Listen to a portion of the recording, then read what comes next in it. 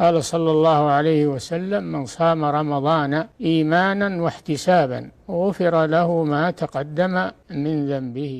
السلام عليكم ورحمة الله وبركاته. الحمد لله رب العالمين، الصلاة والسلام على خير خلقه محمد وآله وصحبه أجمعين. أما بعد. الحمد لله. இன்றைய தினம் நாங்கள் எங்களோட ரமதானுடைய பாடத்தொடரில் 11வது நாளில் இருக்கிறோம். அல்ஹம்துலில்லாஹ். அந்த அடிப்படையில் இன்றைக்கு ரமதானுடைய நோன்பு சம்பந்தப்படக்கூடிய சில கேள்விகளுக்கு சுருக்கமாக பதில்களை நாங்கள் பார்த்துருப்போம் இன்ஷா அல்லாஹ். முதலாவது கேள்வியாக நாங்கள் படிக்க போகிறது, இந்த நோன்பென்றால் என்ன, நோன்புன்னு சொல்லி சொன்னால் என்ன வரைவிலக்கணம், அதான் முதலாவது கேள்வியாக இருக்கிறேன். அப்போ இந்த நோன்புக்கு நாங்கள் அரபில் பாதிக்கக்கூடிய வார்த்தை அஸ்ஸியாம்னு சொல்லக்கூடிய வார்த்தை. இந்த வார்த்தைக்கு அரபு மொழியில பொருள் என்னன்னு கேட்டால், நாங்கள் ஏதாவது ஒரு விஷயம் வந்து தவிர்த்து நடந்து கொள்வது, தவிர்க்கிறதுக்கு வந்து நாங்கள் சொல்கிறோம் வந்து இந்த அஸ்ஸியாம் என்ற வார்த்தை அரபில் பயன்படுத்துகிறோம். அதே நேரம் இந்த வார்த்தையுடைய மார்க்கத்தில் இருக்கக்கூடிய பொருள் எடுத்துக்கொண்டு சொன்னால், பொதுவாக அரபு மொழியில பொருள் வந்து ஒன்றை தவிர்த்து நடந்து கொள்றதை நாங்கள் சொல்கிறோம். அதே நேரம் மார்க்கத்தில் இந்த நோன்பு அஸ்ஸியாம்னு சொல்லி வார்த்தை எதுக்கு பயன்படுத்துறோன்னு கேட்டால், இமாம் அன்-நவவி ரஹ்மத்துல்லாஹ் இதுக்கு ஒரு நல்ல ஒரு வரைவிலக்கணம் கொடுக்குறாங்க. அது என்ன வரைவிலக்கணம் சொல்லி சொன்னால், ஏதாவது ஒரு விஷயம் உண்டு, அதாவது குறிப்பிட்ட ஒரு விஷயம் உண்டு, குறிப்பிட்ட ஒரு நேரத்தில் குறிப்பிட்ட சில நஃபரால குறிப்பிட்ட சில நிபந்தனைகளோட அல்லாஹ்க்கா வேண்டி தவிர்ந்து வணக்கமாக செய்யக்கூடியது தான் நோன்புன்னு சொல்லி இமாம் நவவி ரஹ்மத்துல்லாஹ் சொல்லி காட்டுறாங்க. இது ஒரு பூர்த்தியான ஒரு வரைவிலக்கணம். காரணம் என்ன கேட்டா, முதலாவது சொல்லி காட்டுறேன்னு கேட்டா, குறிப்பிட்ட சில விஷயங்களை தவிர்த்து நடந்து கொள்றேன். அப்படின்னா நாங்கள் இந்த நோன்பு என்ற இபாதத்தில் எல்லா விஷயங்களையும் நான் தவிர்த்து நடந்து கொள்றதில்ல. நம்ம குறிப்பிட்ட சில விஷயங்களை தான் நாங்கள் தவிர்த்து நடந்து கொள்றோம். அதாவது எங்களை நோன்பை பாலாக்கக்கூடிய விஷயங்களை தான் நாங்கள் தவிர்த்து நடந்து கொள்றோம். அந்த அடிப்படையில் சாப்பாடு, குடிபானங்கள், அதாவது ஆஷா பாசங்களை வந்து நாங்கள் கட்டுப்படுத்தி வச்சுக்கொள்றோம். அப்போ இந்த மாதிரி விஷயங்கள் தான் எங்களை நோன்பை முறிக்கக்கூடிய விஷயங்கள். நோன்பை முறிக்கக்கூடிய இந்த குறிப்பிட்ட விஷயங்கள் தான் நாங்கள் தவிர்த்து நடந்து கொள்றோம்.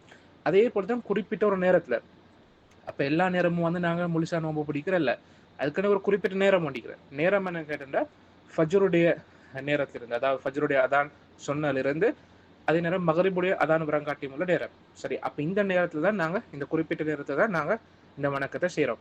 அதே போல தான் எல்லாரும் வந்து செய்யக்கூடிய ஒரு இபாதத் தொண்டில நோன்பு சொல்றது. அப்போ நோன்பு சொல்றது குறிப்பிட்ட சில ஆக்களுக்கு குறிப்பிட்ட சில நிபந்தனைகளோடு தான் இந்த இபாதத் செய்யறன்றதை நாங்கள் விளங்கிக்கிறோம். அந்த அடிப்படையில் இந்த நோன்பை சொல்லக்கூடியது வந்து ஒரு முஸ்லீம் ஒன்று தான் நோன்பு பிடிக்கணும். ஒரு காஃபிர நோன்பு பிடிச்சன்னு சொன்னாலும் அது நோன்பா கணக்கெடுக்கப்பட்டல. அதே போல தான் ஒரு அறிவுள்ள ஒருத்தராக இருக்கணும், அதாவது புத்திசாலியா இருக்கக்கூடிய ஒருத்தராக இருக்கணும். அறிவு இல்லாத ஆக்கள் வந்து நோன்பு பிடிச்சன்னு சொன்னா அது கூடாது.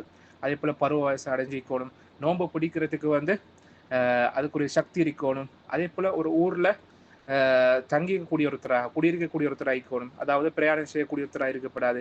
இப்படி அதே போல ஹைது ஏற்பட்டுள்ள பெண்ணாக இருக்கப்படாது, மாதவிடாய் ஏற்பட்டு இருக்கக்கூடிய பெண்கள் இருக்கப்படாது. இப்படி சில கண்டிஷன்ஸ், அதாவது வரையறைகளுக்கு உட்பட்டு தான் குறிப்பிட்ட ஒரு நபரால தான் இந்த நோன்பு சொல்றது வந்து செய்யப்படுறது விளங்கிக்கணும். அப்ப குறிப்பிட்ட சில நபர்களுக்கு குறிப்பிட்ட ஒரு நேரத்துல குறிப்பிட்ட சில விஷயங்கள்ல இருந்து நாங்கள் ஒதுங்கி அல்லாஹ்க்காவின்னு செய்யக்கூடிய வணக்கம் தான் நோன்பு என்றது விளங்கணும். இதுதான் நோன்புடைய வரை விளக்கணம். ரெண்டாவது கேள்வி என்ன கேட்டால், இந்த நோன்பு வந்து கூடுமாகறதுக்கு, அதாவது ஏற்றுக்கொள்ளப்படத்துக்குரிய நிபந்தனைகள் என்ன?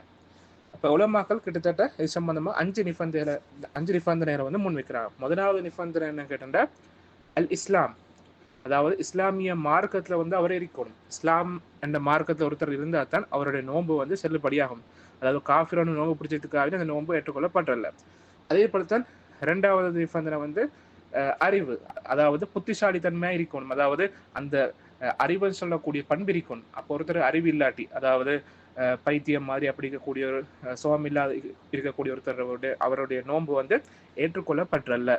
அதே போலதான் மூணாவது பண்பு பிரிச்சு அறிஞ்சு கொள்ளக்கூடிய ஒரு தன்மை வந்து இருக்கணும். அதாவது இது சரி, இது பிழை, இந்த மாதிரி விளங்கி கொள்ளக்கூடிய சக்தியை இருக்கணும். அதாவது ஆகவே சின்ன பிள்ளைகளுக்கு இந்த மாதிரி சக்தி இல்லை. அப்ப கொஞ்சம் ஒரு வயசுக்கு வந்த பிறகுதான் இந்த பிரிச்சு அறிஞ்சு கொள்ளக்கூடிய சக்தின்னு சொல்றது வாரதை எங்களுக்கு கண்டுகொள்ளலாம். அப்ப இது வந்து இருக்கணும் கட்டாயம். நோன்பு சொல்லிப்படியாகிறதுக்கு ஒரு நிபந்தனையா இருக்கணும். நாலாவது நிபந்தனை என்ன கேட்டா, நீயத், அதாவது நோன்பு நாங்கள் பிடிக்கிறது நாங்கள் சும்மா, அதாவது சுப நாங்கள் எலுமினால இருந்த ஒன்றும் தின்னாம இருந்ததுக்காக வேண்டி அது நோம்பாகிறல்ல.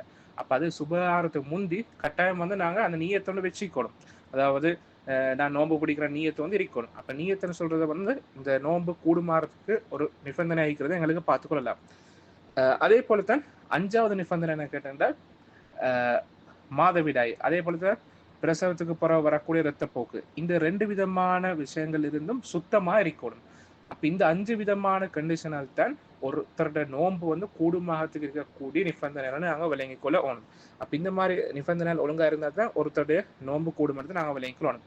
அடுத்த விடயம் என்ன கேட்டா நோன்புடைய தூண்கள், அதாவது அர்க்கான்னு சொல்லுவோம். அதாவது இந்த தூண்கள் வந்து கட்டாயம் இருக்கணும். இந்த தூண்கள்ல ஒரு தூண் வந்து இல்லாம போன சொல்லி சொன்னாங்க, அந்த நேரத்துக்கு அந்த இபாதாவே கூடாதுன்றதை நாங்க விளங்கிக்கொள்ளணும். அப்படியாப்பட்ட தூண்கள் நாங்க எடுத்துக்கணும் சொல்லி சொன்னால 2 விதமான தூண்கள் இருக்கிற, அதாவது 2 விதமான அதாவது அர்க்கானல். முதலாவது ருக்குன், அதாவது தூண் என்ன கேட்டா நோம்ப பாலாக்கக்கூடிய விஷயங்கள் இருந்து நாங்க தவிர்த்து நடந்து கொள்ளணும். அப்ப இதுதான் முதலாவது தூண். அதாவது ஃபஜ்ருடைய நேரத்திலிருந்து சூரியன் மறையும் வரங்காட்டி அந்த நேரத்துல வச்சு எங்கட நோம்ப பாலாக்கக்கூடிய விஷயங்கள் இருந்து நாங்க தவிர்த்து நடந்து கொள்ளணும். அப்ப இதுதான் நோம்புடைய முதலாவது தூண். 2வது தூண் என்ன கேட்டா நியத், அதாவது இன்டென்ஷன், அதாவது இந்த நோம்பை நான் பிடிக்கிறேன்னு சொல்லக்கூடிய உறுதியான எண்ணம், அதுக்குத்தான் நாங்க அரபுல நீயத்துன்னு சொல்லுவோம். அப்ப இது கட்டாயம் இருக்கணும். அப்ப இந்த நீயத் இருந்தா தான் எங்கட நோம்பு வந்து அது வந்து கட்டாயமா அது கூடும். இந்த நீயத் இல்லாட்டி அந்த நோம்பு வந்து கூடாது. இந்த நீயத்தன்னு சொல்றது வந்து 2 விஷயம் நடப்பட்ட. முதலாவது விஷயம் என்ன கேட்டா நாங்க செய்யக்கூடிய இந்த இபாதா, இந்த நோம்பு வந்து அல்லாஹ்க்காக மட்டும் செய்யணும். அப்ப இது நீயத்துக்கு கூடிய முக்கியமான ஒரு பகுதி. அப்படி என்ன நோக்கம் வந்து நான் இது அல்லாஹ்க்காக நோன்பு பிடிக்கிறேன்னு சொல்ல அந்த எண்ணம் இருக்கணும். இது முதலாவது விஷயம். 2வது விஷயம் வந்து இந்த நீயத்துக்கு கூடிய 2வது பகுதி, நாங்க பிடிக்கக்கூடிய இந்த நோன்பை வந்து குறிப்பிட்டு அவர் வந்து அந்த எண்ணத்துல வந்து கொண்டு வரணும். அதாவது எப்படின்னு கேட்டா நோம்புல நான் எங்களுக்கு தெரியும் நிறைய வகை அளிக்கிறேன். சுண்ணத்தான நோன்பு அளிக்கிறேன், வாஜிபான நோன்பு அளிக்கிறேன். அப்ப இப்படியெல்லாம் மிரிக்க போகல கட்டாயம் அவர் பிடிக்கக்கூடிய நோன்பு என்ன சொல்றதை வந்து குறிப்பிடணும். அதை வந்து சரியான முறையில் அவர் செலக்ட் பண்ணி இந்த நோன்பு தான் நான் பிடிக்கிறேன்னு சொல்ற எண்ணம் வந்து மனசுல இருக்கணும். இல்லாம சும்மா நோன்பு பிடிக்கிறேன்னு சரிவாரில்ல. அப்ப அந்த மாதிரி நேரத்துக்கு அவர் நோன்பு பிடிக்கிறதுக்கு முந்தி நான் இந்த நோன்பு தான் பிடிக்க போறேன்னு சொல்லக்கூடிய இந்த குறிப்பிட்ட எண்ணம் வந்து இருக்க ஓடும். அடுத்ததாக 4வது அம்சம் என்ன கேட்டா 4வது கேள்வி, இந்த நோம்புடைய அதாவது இந்த ரமதான் மாசத்துல கட்டாயமா நாங்க நோம்பு பிடிக்கிறோம். இந்த கடமை இது எப்ப வந்து முஸ்லிம்களுக்கு கடமையாக்கப்பட்ட என்றதுதான் 4வது கேள்வியில நாங்க படிக்க போறோம். அப்ப இது நாங்க விளங்கிக் கொள்ள வேண்டிய விஷயம் என்னென்றால் ரமதானுடைய மாசத்துல நோன்பு கட்டாயமா பிடிக்கிறது வந்து ஹிஜ்ரி 2ஆம் ஆண்டுல தான் கடமையாக்கப்பட்டிருக்கிறேன். அதாவது ஸல்லல்லாஹு அலைஹி வஸல்லம் மக்காலிருந்து மதீனாக்கு ஹிஜ்ரத் செஞ்சு 2வது வருஷத்துல வச்சுட்டு இந்த ரமதானுடைய மாசத்துல நோன்பு பிடிக்கிறது கடமையாக்கப்பட்டிருக்கிறேன். அப்ப ஸல்லல்லாஹு அலைஹி வஸல்லம் அவங்க அப்ப கிட்டத்தட்ட 9 நோன்புகள் வந்து அவங்களோட வாழ்க்கையில வந்து பிடிச்சிக்கிறாங்க. அதாவது 9 ரமதான்களை ஸல்லல்லாஹு அலைஹி வஸல்லம் சந்திச்சுக்கிறதாக நாங்க வரலாறு மூலமா படிச்சு கொள்ளலாம். அடுத்தது 5வது அம்சம் என்ன கேட்டா ரமதானுடைய மாசத்துல நோன்பு பிடிக்கிறது கடமை என்றதுக்குரிய ஆதாரம் என்ன? அப்ப இதுக்கு ஆதாரமாக குர்ஆன் ஆயத்தல், ஹதீஸ்கள், அதே போல இஜ்மா ஏகோபித்த கருத்துக்களை மேலே கண்டுகொள்ளலாம். குர்ஆன் ஆயத்தாக நாங்கள் எடுத்துக்கொண்டு சொல்லி சொன்னா சூரத்துல் பக்ரால வரக்கூடிய சூரத்துல் பக்ரால 185வது ஆயத் அல்லாஹ் தஆலா சொல்லி காட்டான், மோமின்களே, அல்லாஹு தஆலா அதாவது மோமின்களே, உங்களுக்கு முந்தி இருந்த சமுதாயங்களுக்கு எப்படி நோன்பு கடமையாக்கப்பட்டிருக்கிறோம் அதே போல உங்களுக்கும் நோன்பு கடமையாக்கப்பட்டிருக்கிற, நீங்க தக்குவா உள்ளவர்களாக மாறுவதற்காக வேண்டி என்றதை அல்லாஹு தஆலா சொல்லி காட்டுறான்.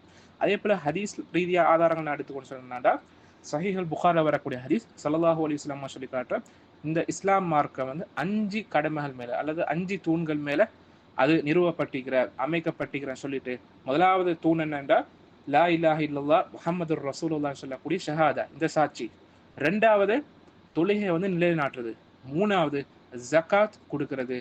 அதே போல ரமதானுடைய மாசத்தை நோன்பு பிடிக்கிறது. அடுத்து ஹஜ் என்று ஸல்லல்லாஹு அலைஹி வஸல்லம் சொல்லி காட்டுகிறார்.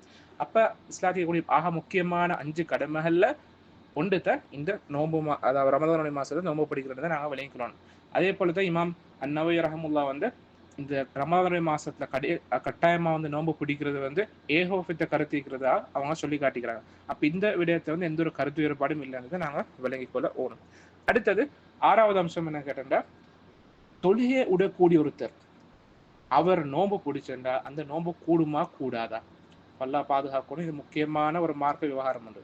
அப்ப இந்த விஷயத்துல ஷேக் இப்னு உசைமீன், ஷேக் இப்னு பாஸ் போல உலமாக்கள் என்ன சொல்லிக்கிறோன்னு கேட்டா, ஒருத்தர் நோன்பு அதாவது தொழாம இருந்து கொண்டு ஒருத்தர் நோன்பு பிடிக்கிற சில சொன்னா அல்லாஹு தாலா இப்படியாப்பட்ட ஒருத்தருடைய நோன்பு வந்து அல்லாஹு தாலா ஏற்றுக்கொள்ள மாட்டாங்க. அது காரணம் சூரத்துல் மாயிதால அல்லாஹு தாலா சொல்லி காட்டார், இன்னமா யதகப்பலல்லாஹு மினல் முத்தகீன், நிச்சயமாக அல்லாஹு தாலா ஏற்றுக்கொள்றது எல்லாமே முத்தகீன்கள்ட்ட இருந்து மட்டும்தான். அல்லாஹ்க்கு தக்குவாதாரிகளை யாரெல்லாம் மீக்கிறாங்களோ அவங்கள்ட்ட இருந்து மட்டும்தான் அல்லாஹு தாலா எல்லா அமல் இபாதத்தையும் ஏற்றுக்கொள்வார். அப்ப அல்லாஹ் பாதுகாக்கணும். அப்ப இந்த மாதிரி தொழாமிக்கக்கூடிய ஒருத்தர் அவர் நோன்பு பிடிச்சி அவருக்கு எந்த ஒரு பிரயோசனம் வரப்போறதுன்றது நாங்கள் விளங்கிக்கிறோம். அப்ப தொழுகையை வந்து விடக்கூடிய ஒருத்தர் வந்து தக்குவதாரியாக இருக்க இயலாது. அப்ப இந்த மாதிரி ஒருத்தர் வந்து உலமாக்களுடைய சரியான கருத்து அடிப்படையில் வந்து எல்லாம் பாதுகாக்கணும். இப்படியாப்பட்ட ஒருத்தர் வந்து காஃபிர்ன்றதை நாங்கள் விளங்கிக்கிறோம். ஏன்னா ஸல்லல்லாஹு அலைஹி வஸல்லம் சொல்லி காட்டிக்கிறாங்க, சுனன் திருமதியில் வரக்கூடிய ஹதீஸ், அதாவது எங்களுக்கும் அந்நியவர்களுக்கும் காஃபிர்களுக்கும் இடையில் உள்ள வித்தியாசம் அந்த ஒப்பந்தம் என்ன கேட்டேன்னா தொழுகைத்தான். யாராவது இந்த தொழுகை விட்ட சில சொன்னால அவர் காஃபிர் ஆகிவிட்டார்ன்றதை ஸல்லல்லாஹு அலைஹி வஸல்லம் சொல்லி காட்டுகிறார். அப்ப தெளிவான ஹதீஸ் அடிக்க அல்லாஹ் பாதுகாக்கணும். அப்போ ஒருத்தர் தெளிவாக அதாவது இந்த முழுமையாக இந்த தொழுகை வந்து அது சோம்பேறித்தனமாக கூட விட்டா கூட அவர் காஃபிர்னு சொல்றதுதான் சரியான கருத்தை எங்களுக்கு விளங்கணும். அப்ப இந்த விஷயத்துல சஹாபாக்களுக்கு இடையில எந்த ஒரு கருத்து வேறுபாடும் மிக்கல, இது ஏகோபத்து கருத்தாக சஹாபாக்கள் மத்தியில் இருந்ததை எங்களுக்கு படிச்சு கொள்ளலாம். அப்ப இப்படியாப்பட்ட தொழுகை உடகக்கூடிய ஒருத்தர் முழுசா ஒருத்தர் தொழாமிக்கிற சொல்லி சொன்னா அல்லாஹ் பாதுகாக்கணும். இவர் நோன்பு பிடிச்சும் எந்த ஒரு பிரயோசனம் இல்லைன்னு நாங்கள் விளங்கிக்கொள்ளணும். அதுக்காக வேண்டிய நோன்பு பிடிக்காமிக்கிறல்ல அவர் பிடிக்கணும்.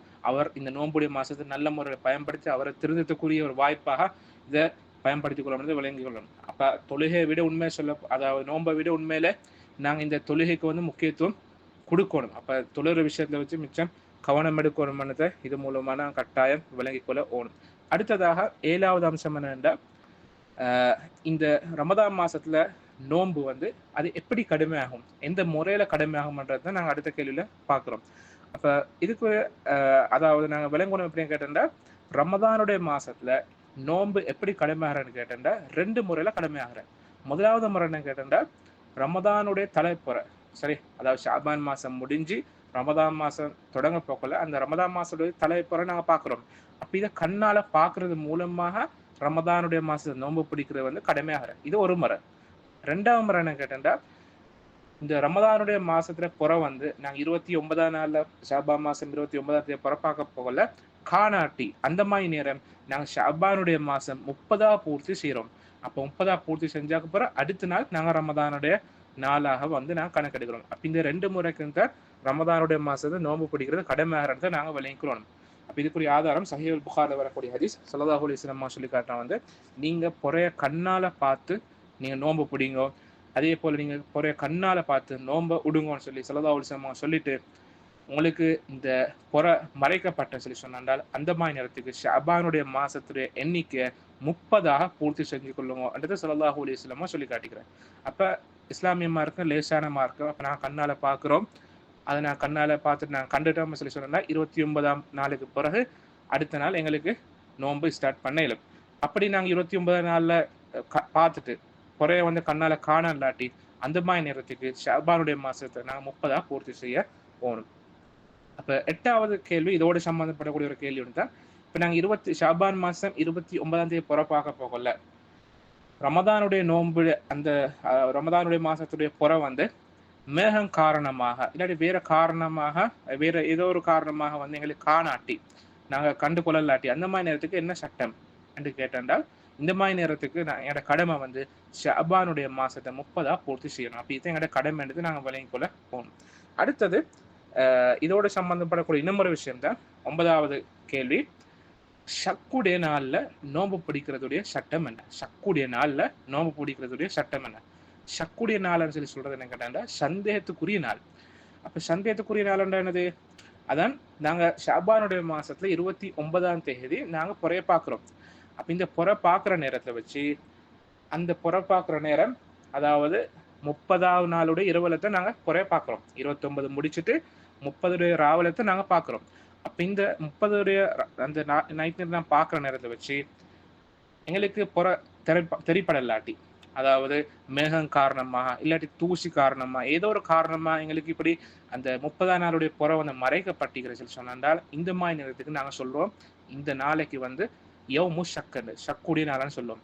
காரணம் என்ன கேட்டிருந்தால், சில நேரம் இந்த மேகம் இல்லாட்டி தூசி காரணமாக உண்மையிலே வந்து ரமதானுடைய புற வந்து மறைக்கப்பட்டிருக்கும். இன்னும் சில நேரம் வந்து அந்த நாளைக்கு விளங்கத்துக்கே வாய்ப்பு இருக்காது. தூசி இல்லாட்டியும் சரி, அந்த மேகம் இல்லாட்டியும் சரி, தெரிப்படுறதுக்கு வாய்ப்பே இருந்திருக்காது. அப்ப இப்படியும் இருக்கலும் அப்படியும் இருக்கலும். அதனால தான் இது வந்து நாங்க சந்தேகத்துக்குரிய நாளான்னு சொல்றோம். அப்ப இந்த மாதிரி ஒரு நாள்ல வந்து நோன்பு பிடிக்கிறது வந்து இது கூடாது. இதுதான் பெரும்பான்மையான உலமாக்களுடைய கருத்தா இருக்கிறது. அப்ப இதான் ஷாஃபி மதப் கருத்தாவும் ஹம்பலி மதபுடைய கருத்தாவும் இருக்கிறது இதுதான். அப்ப இதுக்கு ஆதாரம் என்ன கேட்டா, சுனன் அபீ தாவூத்ல வரக்கூடிய ஹதீஸ், அம்மார் இப்னு யாஸிர் ரலியல்லாஹு அன்ஹு அவங்க சொல்லி காட்டுறாங்க, யாராவது ஒருத்தர் வந்து ஷக்குடைய நாள்ல வந்து நோன்பு பிடிக்கிறது சொன்னால் அவர் முஹம்மது ஸல்லல்லாஹு அலைஹி வஸல்லம் அவங்களுக்கு மாறு செஞ்சுட்டாரு, அவளுக்கு மாற்றமா நடந்து கொண்டுட்டாரு என்றத அம்மார் ரலியல்லாஹு அன்ஹு சொல்லி காட்டுறாங்க. அப்ப ஷக்குடைய நாள்ல வந்து நாங்க நோன்பு பிடிக்க கூடாது. அப்ப இதான் பெரும்பான்மையான உலமாக்களோட கருத்தாய்க்கிறத நாங்க விளங்கிக்கிறோம். அதாவது ரமதானுடைய மாசத்துக்கு முந்தின மாசம் ஷஅபானுடைய மாசம். ஷஅபானுடைய மாசத்து 29ஆம் தேதி நாங்க புற பார்க்கிறோம். புற பார்த்த பிறகு மேகம் காரணமாகவோ இல்லாட்டி வேற காரணங்களாகவோ வந்து புற திரைப்பட இல்லாட்டி நாங்க அந்த ஷஅபானுடைய மாசத்தை 30 பூர்த்தி செய்யறோம். அப்ப புற காணலத்துக்காக வேண்டி சில நேரம் புற இருந்திக்கலாம்னு சொல்லி நாங்க அப்படி நோன்பு பிடிக்க கூடாது. அதான் இந்த ஹதீஸ் மூலமா நாங்க விளங்கிக் கொள்ள வேண்டிய விஷயம் என்றதை பார்க்கல. அடுத்ததா 10வது அம்சம் என்ன கேட்டா, நாங்க ரமதானுடைய நோன்பை தொடங்குறதுக்கு முந்தி ஒரு நாள் நோன்பு பிடிக்கிறது, அப்படி இல்லாட்டி 2 நாள் நாங்க அதுக்கண்டே பிரத்யேகமாக சுன்னத்தாக ஒரு நாள் முந்தி, அப்படி இல்லை 2 நாள் முந்தி நோன்பு பிடிக்கிறது வந்து இதோட சட்டம் என்ன? அதுதான் 10வது கேள்வியும் நாங்க படிக்கிறோம். அதாவது ஒருத்தர் வலிமையாக வந்து நோன்பு பிடிச்சிட்டு வாராரு, ஒரு நாள் விட்டு ஒரு நாள் நோன்பு பிடிக்கிறாரு, அப்படி இல்லாட்டி திங்கள் வியர நோன்பு பிடிக்கிறாரு, அப்படி இல்லாட்டி 3 நாளைக்கு அதாவது மாசத்துல வந்து 3 நாள் நோன்பு பிடிக்கிறாரு, இப்படியாப்பட்ட ஒருத்தர் இல்லை. அப்படி இல்லாம அதாவது நோன்புடைய மாசம் ரமதானுடைய மாசம் தொடங்கத்துக்கு முந்தி ஒரு நாளுக்கு முந்தி, அப்படி இல்லை 2 நாளுக்கு முந்தி அந்த நாளில் வந்து அதுக்கண்டு பிரத்யேகமா வேற ஒருத்தர் நோன்பு பிடிக்கிறேன்டா இதோட சட்டம் என்னன்றதை நாங்கள் இதில் படிக்கிறோம். அப்போ இது வந்து நாங்கள் கூடாதுன்றது விளங்கி கொள்ள ஓணும். அப்போ சஹீஹ் புகாரில் வரக்கூடிய ஹதீஸ் ஸல்லல்லாஹு அலைஹி வஸல்லம் சொல்லி காட்டுறாங்க, நீங்கள் ரமதானுக்கு முந்தி ஒரு நாளோ அல்லது 2 நாளோ நோன்பு பிடிச்சி அதை ரமதானுக்கு முந்தி வந்து இப்படி நடந்து கொள்ள வானம்ன்றதை ஸல்லல்லாஹு அலைஹி வஸல்லம் சொல்லி காட்டிக்கிறேன். அப்போ இதுல இந்த விதிவிலக்கு என்ன கேட்டா, எக்ஸெப்ஷன், ஒரு மனுஷர் இருக்கிறாரு வந்து அவர் வளமையா நோன்பு பிடிக்கிறாரு, அப்படி பிடிக்கிற நேரம் வந்து ரமதானுக்கு முந்தி ஒரு நாள், அப்படி இல்லாட்டி ரமதானுக்கு முந்தி 2 நாள் நோன்பு பிடிக்க அவருக்கு வாகர, அதாவது வலிமையா பிடிச்சிட்டு வாரால இந்த நாளும் பிடிக்க வாகரன் அப்படி அவருக்கு அந்த கோஇன்சிடென்ஸா அப்படி நடந்துட்டு சொல்லி சொன்னால் அந்த மாதிரி நேரத்துக்கு அவருக்கு நோன்பு பிடிக்கிறது பிரச்சனை இல்லை என்றது ஸல்லல்லாஹு அலைஹி வஸல்லம் சொல்லி காட்டுற. அது இல்லாம அதுக்குன்னு பிரத்யேகமா வந்து ஒரு நாள் முந்தி பிடிக்கிறது 2 நாள் முந்தி பிடிக்கிறதுன்றது வந்து கூடாதுன்றதை விளங்கி கொள்ள ஓணும். அப்போ இதான் இமாம் நவவி ரஹ்மத்துல்லாஹ் எப்பல ஸன்ஆனி ரஹ்மத்துல்லாஹ் போன்ற உலமாக்கள் சொல்லி காட்டிக்கிறாங்க. அடுத்தது 11வது அம்சம் என்ன கேட்டால், இந்த தடை ஸல்லல்லாஹு அலைஹி வஸல்லம் அப்ப ரமதானுடைய மாசம் ஆரம்பத்துக்கு முந்தி ஒரு நாளோ 2 நாளோ முந்தி பிடிக்கிறவங்க தடை செஞ்சுக்கிறேன். இப்ப இந்த தடை வந்து இது பொதுவான தடை உண்டா? அப்படி இல்லாட்டி ஒருத்தர் அவரோட வளமையா அவர் நோன்பு பிடிச்சிட்டு வராரு, சரி, அப்ப ஒரு நாள் விட்டு ஒரு நாள் நோன்பு பிடிக்கிறாரு, அப்படி இல்லாட்டி திங்கன் வியலை பிடிக்கிறாரு, இப்படி ஏதோ ஒரு முறையில் ஒருத்தர் பிடிச்சிட்டு வரப்போல அவரோட வளமையோட இந்த ரமதானுக்கு முந்தி ஒரு நாள் அப்படி இல்லாட்டி முந்தி 2 நாள் வந்து அது மெச்சாகி போற சொல்லி சொன்னா, அதோட ஒன்றுபடுற சொல்லி சொன்னா, இந்த மாதிரி நேரத்துக்கும் கூடாதா என்று கேட்ட சொல்லி சொன்னா, இந்த மாதிரி நேரத்துக்கு இது கூடாது இல்லைன்றது நாங்கள் விளங்கிக்கணும். அதாவது இந்த மாதிரி நேரத்துக்கு தாராளம் எங்களுக்கு பிடிக்கலாம். ஏன்னா ஸல்லல்லாஹு அலைஹி வஸல்லம் அவங்க அந்த ஹதீஸ்ல அது தெளிவாக வந்து விதிவிலக்கா சொல்லி காட்டுறேன். அப்ப ஒருத்தர் வளமையா பிடிக்கக்கூடிய நோன்பு வந்து ரமதானுக்கு முந்தி ஒரு நாளோ இல்லாட்டி 2 நாளோ அப்படி செட் ஆயிட்டேன்னு சொல்லி சொன்னாங்க, அந்த மாதிரி நேரத்துக்கு அது பிடிக்கிறது பிரச்சனை இல்லைன்றது நாங்க விளங்கிக் கொள்ள ஓணும். அதே போலதான் 12வது கேள்வியும், ஒருத்தருக்கு வந்து இப்ப நோன்பு கதா செய்யணும், அதாவது முந்தின நோன்புல ஏதாவது ஒரு நோம்பு பிடிக்க கிடைக்கல, அப்ப இவர் கதா செய்ய வேண்டிய அவசியம் உண்டிக்கிறேன். ஏன்னா அடுத்த ரமதான் வரத்துக்கு முந்தி கட்டாயம் கதாவுடைய நோன்பு வந்து பிடிக்கணும், அவருக்கு மிஸ் ஆன நோன்பை பிடிக்கணும். அப்ப இந்த மாதிரி தவற விட்ட நோன்பை வந்து பிடிக்கிறது இந்த நாள் ரமதானுக்கு ஒரு நாள் முந்தியோ இல்லாட்டி 2 நாள் முந்தியோ வந்து இந்த தடை செய்யப்பட்டனால பிடிக்கலும்னு கேட்டா அந்த மாதிரி நேரத்துக்கும் வந்து பிடிக்கலாம்னு தான் நாங்கள் விளங்கிக்கணும். ஏன்னா கடமையான நோன்பு வந்து பிடிக்கலாம், சரி, அப்ப ஏதாவது ஒரு வாஜிபான ஒரு விஷயம். அதே போலத்தான் 13வது கேள்வி என்ன கேட்டா, ஒருத்தர் வந்து நேர்ச்சி ஒன்று வைக்கிறாரு, நேர்த்தி கடன், அதாவது நான் இந்த நாள்ல இப்படி குறிப்பிட்ட நாள்ல நான் ஒரு நோம்பு ஒன்று பிடிக்கிறேன்னு ஒரு நேர்ச்சி ஒன்று வைக்கிறாரு, நேர்த்தி கடன் உண்டு. அப்ப இந்த மாதிரி நேரத்துக்கு இந்த நேர்ச்ச நோம்ப ரமதானுக்கு முந்தி ஒரு நாள் வைக்கலாமா, இல்லை ரமதானுக்கு முந்தி 2 நாளைக்கு முந்தி அதாவது இந்த நாட்கள்ல வந்து அவருக்கு நேர்ச்சை நோன்பு பிடிக்கலாம்னு கேட்டா இதுவும் அவருக்கு தாராளமா பிடிக்கலாம்னு விளங்கிக்கணும். ஏனென்றால் நேர்ச்சை ஒருத்தர் வச்சாக்க பிறகு அதை நிறைவேற்றுறது வந்து அது வாஜிப், அது கட்டாயம். அப்ப வாஜிபான நோன்புகள் வந்து தாராளமாக ரமதானுக்கு முந்திய ஒரு நாள் இல்லாட்டி 2 நாளை வந்து பிடிக்கலாம்ன்றதை விளங்கிக்கணும். அப்ப இதெல்லாம் விதிவிலக்கு. அதாவது நாங்க விளங்கிக்கணும் சுருக்கம் என்ன கேட்டா அதாவது ரமதானுக்கு முந்தி ஒரு நாள் அப்படி இல்லை 2 நாள் வந்து அதுக்குன்னு பிரத்யேகமாக குறிப்பாக வந்து நாங்க எந்த ஒரு நோம்பும் பிடிக்கப்படாது சுன்னத்தான நோன்பு. அது இல்லாம இந்த கொண்டு கதாவுடைய நோன்பு அப்படிலாம் நேர்ச்சை வச்ச ஒரு நோன்பு உண்டு. அப்படியாட்ட ஒருத்தட்ட வளமை சுன்னத்தான நோன்பு தான், ஆனா வளமையா பிடிச்சிட்டு வர அது இந்த நோம்போடு வந்து இந்த அதாவது ரமதானுடைய முந்தின ஒரு நாள் அல்லது 2 நாளோட ஒத்து போற சில சொன்னால் அந்த மாதிரி நேரத்துக்கு அது கூடுமானதை நாங்க விளங்கிக் கொள்ள ஓணும். அடுத்தது 14வது அம்சம் என்ன கேட்டால் ரமதானுடைய தலைப்பிறை வந்து மக்கள் எல்லாருமே பார்க்கணுமா தேவையில்லையா என்ற இந்த கேள்வி எடுத்துக்கொண்டு சொல்லி சொன்னால் அப்ப ஏகோபித்த கருத்திக்கிற உலமாக்கள் மத்தியில அப்படி எந்த ஒரு நிபந்தனையும் இல்லை. அதாவது எல்லாரும் பொறைய பார்க்கணும்னு எந்த ஒரு அவசியமும் இல்லை. அப்போ ஒரு கூட்டம் வந்து பார்த்தண்டாவே போதும், எல்லாரும் பார்க்க வேண்டிய அவசியம் இல்லை. இப்ப எந்த அளவுக்கு சொன்னாண்டா இதுல சரியான ஏற்றமான கருத்து ஒருத்தர் கூட பார்த்தண்டாலும் அதுவும் போதும். ரமதானுடைய நோன்பு தொடங்குறதுக்கு ஒருத்தர் கூட வந்து பார்த்துட்டு அவர் சாட்சி சொன்னாவே வந்து அந்த நோன்பு தொடங்குறதுக்கு அதே போதுமானதை நாங்கள் விளங்கிக்கிறோம். சரி, அப்ப அதை நாங்கள் அடுத்த கேள்வியில அதை விரிவா பார்ப்போம். அப்ப 15வது கேள்வி என்ன கேட்டா ரமதானுடைய மாதம் தொடங்குறதுக்கு ஒருத்தருடைய சாட்சி மட்டும் போதுமா? இதுதான் 15வது கேள்வி.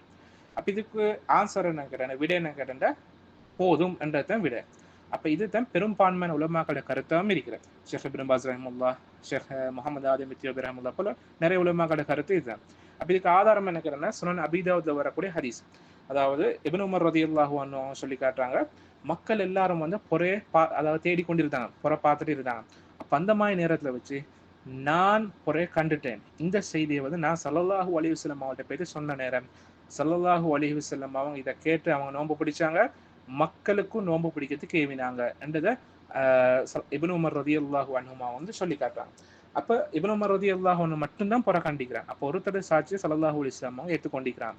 அப்ப அந்த அடிப்படையில வச்சு நம்பகமான ஒருத்தர் வந்து சொன்னா கூட வந்து நோன்புடைய மாசம் தொடங்குறதுக்கு அது போதுமன்றதை நாங்க விளங்கிக்கிறோம். அப்ப இதான் பெரும்பான்மையான உலமாக்களுடைய கருத்தாக இருக்கிறேன். அப்ப இதோட நாங்க விளங்கிக்கிறோம் ரமதானுடைய மாசம் இல்ல, எல்லா விதமான மாசங்களும் வந்து அதை ஆரம்பிக்கிறதுக்கும் சரி முடிகிறதுக்கும் சரி 2 பேருடைய சாட்சி அவசியம், கட்டாயம் தேவை. அதாவது இந்த மாசம் தொடங்குறேன்னு சொல்றதுக்கும் இந்த மாசம் முடிகிறேன்னு சொல்றதுக்கும் கட்டாயமா 2 பேரும் சாட்சி சொல்லணும் பொறைய கண்டதா. அப்ப இதுதான் ஏகோபித்த கருத்து, இதுல எந்த ஒரு கருத்து வேறுபாடும் இல்லை. ஆனாலும் ரமதானுடைய மாசம் தொடங்குறதுல மட்டும் அதுல விதிவிலக்கிறத நாங்க விளங்கிக்கணும். அப்ப ரமதானுடைய மாசம் தொடங்குறதுக்கு மட்டும் ஒருத்தர் மட்டும் சாட்சி கிடைச்சா போதும் எடுத்து விளங்கிக்கணும். நான் ஏற்கனவே படிச்ச ஹதீஸ் அடிப்படையில. அப்ப அதே நேரம் இப்ப ரமதான் முடிகிறது, அதாவது ஷவ்வால் மாசத்துடைய பொறை, அதாவது பெருநாளுக்குரிய பொறைக்கு தானே, அந்த பொறையை பொறுத்தவங்காட்டியும் இதுக்கு கட்டாயம் அதாவது 2 சாட்சி தேவைன்றதை நாங்க விளங்கிக்கிறோம். ஏன்னா ஏற்கனவே நாங்க பார்த்த மாதிரி அப்ப அடிப்படையான சட்டம் வேண்டிய மாசம் தொடங்குறதுக்கும் முடிகிறதுக்கும் கட்டாயம் 2 சாட்சி இருக்கணும். அப்ப ரமதானுடைய துவக்கத்துக்கு மட்டும்தான் ஒரு சாட்சி போதும் மட்டும் விளங்கணும். அப்ப அடுத்த எல்லாம் அதே அடிப்படையான சட்டத்தை தான் இருக்கிறது. அப்ப இதுல எந்த ஒரு கருத்து வேறுபாடும் இல்லைன்றதை வந்து இமாம் திருமதி ரஹிமுல்லா அதே இமாம் இப்னு அப்துல் பர் ரஹிமுல்லா அவங்க சொல்லி காட்டிக்கிறான். அப்ப அதுக்கு இன்னும் ஒரு ஆதாரமா வைக்கிறேன்னு கேட்டா அதாவது 2 முஸ்லிம்கள் வந்து சாட்சி சொன்னா அந்த மாதிரி நேரத்துக்கு நீங்க நோன்பு பிடிங்க, அதே நேரம் நீங்க நோன்பு விடுங்கன்றது ஸல்லல்லாஹு அலைஹி வஸல்லம் சொல்லி காட்டுகிறான். இது சுனன் நசாயில வரக்கூடிய ஆதாரபூர்வமான ஹதீஸ். அப்ப 2 முஸ்லிம்கள் வந்து சாட்சி சொன்னால் அந்த அடிப்படையில வச்சு நாங்க நோன்பை உட 7 மடத்தை விளங்கி கொள்ளணும். அப்ப இதுதான் அதனுடைய சட்டமா நாங்க படிக்கலாம். அடுத்தது 16வது அம்சம் என்ன கேட்டிருந்தா ஒரு ஊர்ல புற கண்டுட்டேன்னு சொல்லி சொன்னால் அடுத்த எல்லா ஊர்களுக்கும் அந்த புற வந்து அந்த புறக்கண்ட சாட்சி வந்து பொருத்தமா இருக்குமா, அதை ஏற்றுக்கொள்ளணுமான்றத இந்த 16வது கேள்வியில நாங்க படிக்க போறோம்.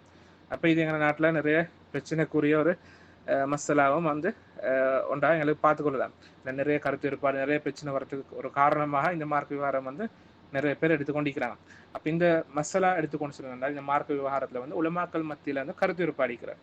அப்ப ஒரு கருத்து தான் அதாவது அப்படி எந்த ஒரு அவசியமும் ஆகறல. ஒவ்வொரு ஊரை சார்ந்தவங்க வந்து அந்தந்த ஊர்ல உள்ளவங்க வந்து அவங்களோட பொறையை மட்டும்தான் எடுக்கணும், வேற ஒரு பொறையை வந்து அவங்க எடுக்கப்படாது.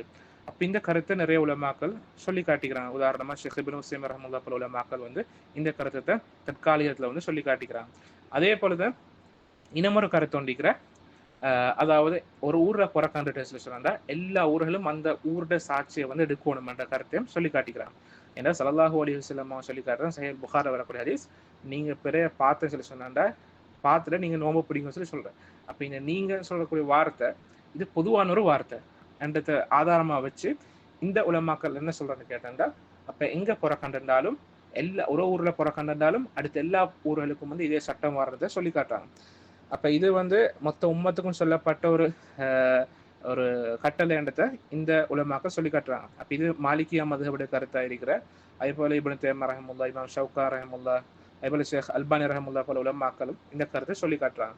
அப்ப இதோட நாங்க இன்னும் ஒரு விளங்கிக்கணும். அப்ப இது கருத்து வேறுபாடு உள்ள ஒரு விஷயம் தான். இது ஹதீஸ்ல விளங்கி கொள்ற விஷயத்துல, குர்ஆன் ஆயத்தை விளங்கி கொள்ற விஷயத்துல உள்ள கருத்து வேறுபாடு.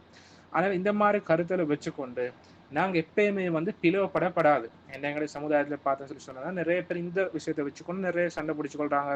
அதையும் தாண்டி பெருநாள் நோம்புடைய விஷயத்துல நிறைய மார்க்கத்தை முரணான விஷயங்கள் நடக்கிறத எங்களுக்கு கண்டுகொள்ளலாம். அப்ப இதுல சில விஷயங்கள் நாங்க விளங்கிக்கொள்ளணும் என்றால், இப்படி அதாவது நோம்பும் அதே போல பெருநாளும் வந்து இந்த ரெண்டுமே வந்து ஒரே நாள் தான் நாங்க எடுக்கணும். அப்ப இது வந்து ஏகோபித்த ஒரு கருத்தா இருக்கிறேன். நாங்க என்ன கருத்து இருந்தாலும் சரி, அதாவது முதல்ல சொன்ன கருத்துக்கு எங்க நாட்டுல சொல்லுவோம் என்னது லோக்கல் போறேன்னு சொல்லுவோம், ரெண்டாவது சொன்ன கருத்துக்கு இன்டர்நேஷனல் போறேன்னு சொல்லுவோம். அப்ப இந்த என்ன கருத்துல எப்படி இருந்தாலும் ஒரு ஊர்ல ஈக்க போகல நாங்க கட்டாயம் ஒன்றுக்கு தான் பிறநாள் எடுக்கணும், ஒன்றுக்கு தான் நோம்பு பிடிக்கணும் விளையக்கணும். அப்ப இதுதான் எல்லா விதமான உலமாக்களோட கருத்தும் மிக்கிறேன். அதாவது லோக்கல் போற சரியான சொன்ன உலமாக்களோட கருத்தும் இதே தான், இன்டர்நேஷனல் போற சொன்ன உலமாக்களோட கருத்தும் இதே தான். சரி, அதாவது ஒரு முஸ்லீம் நாடு ஒன்றிக்க போகல அந்த முஸ்லீம் நாட்டுக்கு கூடிய ஆட்சியாளருக்கு கட்டுப்பட்டு எல்லா முஸ்லீம்களும் ஒன்றுக்கு தான் நோம்பு பிடிக்கணும், ஒன்றுக்கு தான் நோம்பு திறக்கணும். அதே போல முஸ்லீம் அல்லாத ஒரு நாட்டுன்னு எடுத்துக்கொண்டா கூட அந்த நாட்டுக்குன்னு சொல்லி ஒரு அமைப்பு ஒண்டிக்கும் புறப்பாக்குறதுக்கு இந்த மாதிரி விஷயங்களுக்கு. அப்ப அந்த மாதிரி அமைப்பு கட்டுப்படணும். அப்ப இதைத்தான் உலமாக்கள் சொல்லி காட்டுகிறேன். எந்த அளவுக்கு சொன்னா அந்த மாதிரி கூட்டத்துல நிறைய பிதாயத்தல் செய்யக்கூடிய வழிகேட்டான சில கொள்ளையில் இருந்தா கூட அவங்களுக்கு கட்டுப்பட சொல்றேன். ஏன்னா இந்த நோன்பு அதே போல பெருநாள்னு சொல்லி சொல்றது வந்து கூட்டா எடுக்க வேண்டிய ஒரு விஷயம் உண்டு. அப்ப தனி முடிவு எடுக்கக்கூடிய ஒன்று இல்லை. அப்ப இந்த மாதிரி நேரத்துக்கு தனி நபர் ஒன்றுக்கு எந்த ஒரு அதிகாரமும் இல்லைன்னு தான் நாங்க விளங்கிக்கிறோம். அதாவது எவ்வளவு பெரிய ஆலயமா இருந்தாலும் சரி, பொதுமகனா இருந்தாலும் சரி, ஆய்வு செஞ்ச ஒருத்தராக இருந்தாலும் சரி, இல்லாட்டி ஆய்வு செஞ்ச ஒரு ஆலிமன்னு பின்பற்றக்கூடிய பொதுமகன ஒருத்தராக இருந்தாலும் சரி, எப்படி இருந்தாலும் தனி முடிவு எடுக்கக்கூடிய ஒரு விஷயம் மட்டும் இல்லை. இது சில கருத்து வேறுபாடு உள்ள விஷயங்கள் எங்களுக்கு சொந்தமான ஒரு முடிவு எடுக்கலாம். நாங்க ஆய்வு செஞ்சிருந்தா அப்ப இல்லாட்டி ஒரு நம்பிக்கை ஒரு ஆலிமன்னு நாங்க பின்பற்றி ஒரு கருத்து எடுக்கலாம். ஆனா இந்த விஷயம் அப்படியாப்பட்ட ஒரு விஷயம் ஒன்று இல்லைன்னு நாங்க விளங்கிக்கிறோம். அப்ப இந்த மாதிரி விஷயத்துல நாங்க கட்டாயம், அதாவது ஒரு நாடுல எப்படி பெரும்பான்மைக்கிறோ அல்லது முஸ்லிம்கள்ல அதிகாரம் கிடைச்சுள்ள ஒரு சபையோட என்ன நிலப்பாடுக்கிறோம் அதுக்கு வந்து நாங்க கட்டுப்பாடு விளங்கிக்கிறோம். அதே போல இந்த மாதிரி விஷயங்கள் நாங்க கட்டுப்படாம தனி முடிவு எடுக்கிறதால வந்து சமூகத்துல நிறைய பிரச்சனைகள் குழப்பங்கள் வாரத்தை எங்களுக்கு கண்டுகொள்ளலாம். அப்ப இது இஸ்லாத்துல கூடாத ஒரு விஷயம் உண்டு. கருத்து வேறுபாடு உள்ள விஷயங்கள்ல இந்த மாதிரி ஃபித்னா வரத்துக்கு ஏற்ற மாதிரி குழப்பங்கள் வார மாதிரி வந்து நடந்து கொள்ள கூடாது. அப்ப இந்த மாதிரி இருக்க போகல நான் இந்த மாதிரி விஷயங்களை மக்களோட மக்களாக ஒன்று சேர்ந்து எடுக்கணும் விளங்கிக்கணும். அப்ப இதைத்தான் இப்னு உசைமீன் ரஹ்மத்துல்லாஹ், ஷேக் இப்னு பாஸ் ரஹ்மத்துல்லாஹ், ஷேக் அல்பானி ரஹ்மத்துல்லாஹ், இப்னு தய்மிய்யா ரஹ்மத்துல்லாஹ் போல எல்லா விதமான உலமாக்களும் இதை கருத்தை சொல்லி காட்டுகிறேன். அப்ப தனி முடிவு வந்து எடுக்கக்கூடாதுன்றதை நாங்க விளங்கிக் கொள்ள ஓணும். அடுத்தது 17வது அம்சம் என்ன கேட்டால், இந்த ரமதானுடைய மாதத்துல வந்து நாங்கள் புறப்பாக்க போகல சில கருவிகள், அதாவது நூதன கருவிகள், தொலைநோக்கி போல, அதாவது டெலிஸ்கோப்னு சொல்லும், இந்த மாதிரி கருவிகளை பயன்படுத்துறது வந்து கட்டாயமா இல்லையா என்ற கேள்வி. அப்ப இதுல வந்து ரெண்டு விதமான கருத்தை அளிக்கிறார். முதலாம் கருத்து என்ன கேட்டா, ஷேக் அல்பானி ரஹ்மத்துல்லாஹ் போல உலமாக்கள் சொல்ற என்ன கேட்டா, இந்த மாதிரி கருவிகள் வந்து பயன்படுத்தக்கூடாது என்றா ஸல்லல்லாஹு அலைஹி வஸல்லம் வழிகாட்டுறத கண்ணால பாக்குறது தான். இதுல டிரெக்டா கண்ணால பாக்குறோம் இல்லை என்றது அவங்களோட கருத்தை அவங்க சொல்லி காட்டுறாங்க. இன்னும் சில உலமாக்கள் சொல்ற வந்து இந்த மாதிரி டெலிஸ்கோப், தொலைநோக்கி போல கருவிகள் பயன்படுத்தலாம்னு சொல்லுது. அப்ப ஷேக் இப்னு உசைமீன் ரஹ்மத்துல்லாஹ் சொல்லி காட்டுற இது வந்து பிரச்சனைக்குரிய விஷயம் ஒன்று இல்லை என்றது சொல்லி காட்டுற. ஆனா இது வந்து கட்டாயமான ஒரு விஷயம் ஒன்று இல்லை, பார்க்கக்கூடிய ஆக்களுக்கு பார்க்கலாம் என்றதை சொல்லி காட்டுறாங்க. அப்ப இதே கருத்தை தான் ஷேக் இப்னு பாஸ் ரஹ்மத்துல்லாஹ், நூதன கால உலமாக்கள், ஷேக் அப்துல் அசீஸ் ரைஸ் போல உலமாக்கள் சொல்லி காட்டுறாங்க. ஏண்டா இந்த தொலைநோக்கி போல கருவிகளால, டெலிஸ்கோப் போல கருவிகளால வந்து கண்ணால பாக்குறதே தான் கிட்ட வகை காட்டுறது, இல்லாம கண்ணால பார்க்காத ஒரு விஷயம் ஒன்று இல்லை காட்டுறது. சரி, அப்ப அதனால வந்து ஸல்லல்லாஹு அலைஹி வஸல்லம் கண்ணால பாருங்க சொன்ன அந்த வார்த்தையை உள்ளுக்கே தான் இதுவும் உள்ளடங்குறத அவங்க முன்வைக்கிறாங்க. அப்ப இது பலமான கருத்தாக விளங்குற. வல்லாஹு அலம். அடுத்ததாக இந்த மாதம் ரமதானுடைய மாசத்துல தொடங்குறது ஆயிக்கலாம் அல்லது முடிகிறது ஆயிக்கலாம். இந்த மாதிரி விஷயங்கள்ல வானவியல் கணிப்பீடுல வந்து எங்களுக்கு நம்பிக்கையாக எடுக்கலாமான்றதான் 18வது அம்சமா நாங்க இதுல பார்க்க இருக்கிறோம். அப்ப இதுல நாங்க விளங்கிக்கிறோம். ஷேக் இப்னு உஸைமீன் ரஹ்மத்துல்லாஹி அவங்க சொல்லி காட்டுறாங்க, இந்த மாதிரி வானவியல் கணிப்பீடுல வந்து நாங்க அடிப்படையா எடுக்கப்படாது. ஏன்னா ஸல்லல்லாஹு அலைஹி வஸல்லம் அவங்க வழிகாட்டுன்னு கேட்டா கண்ணால பார்க்க சொல்லி, கண்ணால பார்த்து நோன்பை நாங்க பிடிக்கணும், கண்ணால பார்த்து நாங்க நோன்பை உடணும் எடுத்து ஸல்லல்லாஹு அலைஹி வஸல்லம் வழிகாட்டிக்கிறாங்க. அதே போலதான் இந்த மாதிரி வானவியல் கணிப்பீடுகள் இருக்கக்கூடாதுன்ற விஷயத்துல இமாம் இப்னு அப்துல் பர் ரஹிமுல்லாஹ், இமாம் இப்னு தைமியா, இமாம் இப்னு ஹஜர் அல் அஸ்கலானி போல உலமாக்கள் வந்து ஏகோபித்த கருத்திக்கிறதாக சொல்லி காட்டிக்கிறார். அப்படி என்றால் இது கருத்து வேறுபாடு இல்லாத ஒரு விஷயம் ஒன்று. அப்ப இந்த மாதிரி கருத்தெல்லாம் மிச்சம் பிற்காலத்தை உருவாகினோன்றதை நாங்கள் விளங்கிக்கொள்ளணும். இது ஒரு பகுதி. அதே போலதான் இந்த மாதிரி கணிப்பீடு முறைகளால, கல்குலேஷன் முறைகள்ல வந்து அது உறுதியான ஒரு முடிவு ஒன்றும் இல்லை. அதுல நிறைய பிழைகள் வரலாம். அப்ப எந்த அளவுக்கு சொன்னா இமாம் இப்னு தைமியா ரஹ்மத்துல்லாஹி அவங்க சொல்லி காட்டுறாங்க, அவங்களோட காலத்தை, அதாவது கிட்டத்தட்ட ஒரு 700 வருஷங்களுக்கு மட்டும் முந்தி அந்த காலத்தில் இருந்த வானவியல் அறிஞர்கள் வந்து அவங்க எல்லாரும் முறை கருத்தளிக்கிறான் என்னவென்றால், இந்த புற உதிக்கக்கூடிய நேரம் இது வந்து உறுதியாக சொல்ல ஏழாண்டு விஷயத்துல எல்லா விதமான வானவியல் அறிஞர்களும் ஒரு கருத்திக்கிறதாக இமாம் இப்னு தைமியா ரஹ்மத்துல்லாஹி வந்து சொல்லி காட்டுறாங்க. அப்ப இதே எங்களுக்கு இப்ப இந்த காலத்துல நிதர்சனமா பார்க்கலாம். அதாவது ஒவ்வொரு நாட்டிலும் ஒரு நாடு ரெண்டு இல்லாம நிறைய வானவியல் அறிஞர்கள் வந்து ஒவ்வொரு வருஷம் பார்க்க போகல ஒரு வானவியல் அறிஞர் ஒருத்தர் வந்து ஒரு கருத்தை சொல்லுவார், புற காணையிலும் இன்னமொருத்தர் காணையிலான்னு சொல்லுவாங்க. அப்ப அது கிரகணங்களை காரணம் வச்சு சொல்லுவாங்க. அப்ப இது ஒரு உறுதியான முடிவுண்டு இல்லை. அப்ப இது மார்க்கத்திலையும் வழிகாட்டு இல்லை. ரெண்டாவது ப்ராக்டிக்கலா நாங்க செயற்பாடு முறை எடுத்துக்கொண்டாலும் நிறைய பிழைகள் வாரதை பார்த்துக்கலாம். அப்ப இந்த காலம் எவ்வளவு டெக்னாலஜி வளர்ந்திருந்தாலும் அது பிழைகள் வாரன்றதை எங்களுக்கு நிதர்சனமா பார்த்துக்கொள்ளலாம் என்றதை விளங்கிக் கொள்ள ஓணும். அடுத்தது வந்து 19வது கேள்வி என்ன கேட்டா, ரமதானுடைய மாசத்துல நாங்க நீயத்து வைக்க போகல, இந்த உறுதியான எண்ணம் அது வைக்க போகல, அதை நாங்க குறிப்பிடுறது வந்து கட்டாயமா இல்லையா? அதாவது நீயத்தை குறிப்பிட்டு சொல்றது வந்து அதாவது குறிப்பிடுறது அது வந்து கட்டாயமா இல்லையா? அப்ப இதுக்குரிய பதில் என்ன கேட்டா, நீயத்தை குறிப்பிடுறது வந்து கட்டாயமானதை நாங்க விளங்கிக்கணும். அதாவது ரமதானுடைய மாசத்தை நாங்க நோம்பு பிடிக்க போற சொல்லி சொன்னா அந்த ரமதானுக்குரிய நீயத்து வந்து அதை குறிப்பிட்டு சொல்லணும். அதாவது சொல்லணும் சொல்றது வந்து குறிப்பிட்டு வைக்கணும் நீயத்தை. அதாவது என்னோட மனசால இந்த நாளைக்கு உதாரணமா நான் ரமதானுடைய நோம்பு வந்து பிடிக்கிறேன்றது மனசால நாங்க நீயத்தை வந்து வச்சுக்கொள்ள ஓணும். அப்ப குறிப்பிட்டு சொல்லணும். குறிப்பிட்டு சொல்லணும்னு சொல்ற காரணம் என்ன கேட்டா, இந்த நீயத்து குறிப்பிடாம வந்து எங்களுக்கு வைக்கலாம். அதாவது உதாரணமா நான் நோன்பு பிடிக்கிறேன் சார் சும்மா சொல்லலாம். அப்ப அப்படி வைக்க கூடாதுன்னு இந்த இடத்துல சொல்ல வர.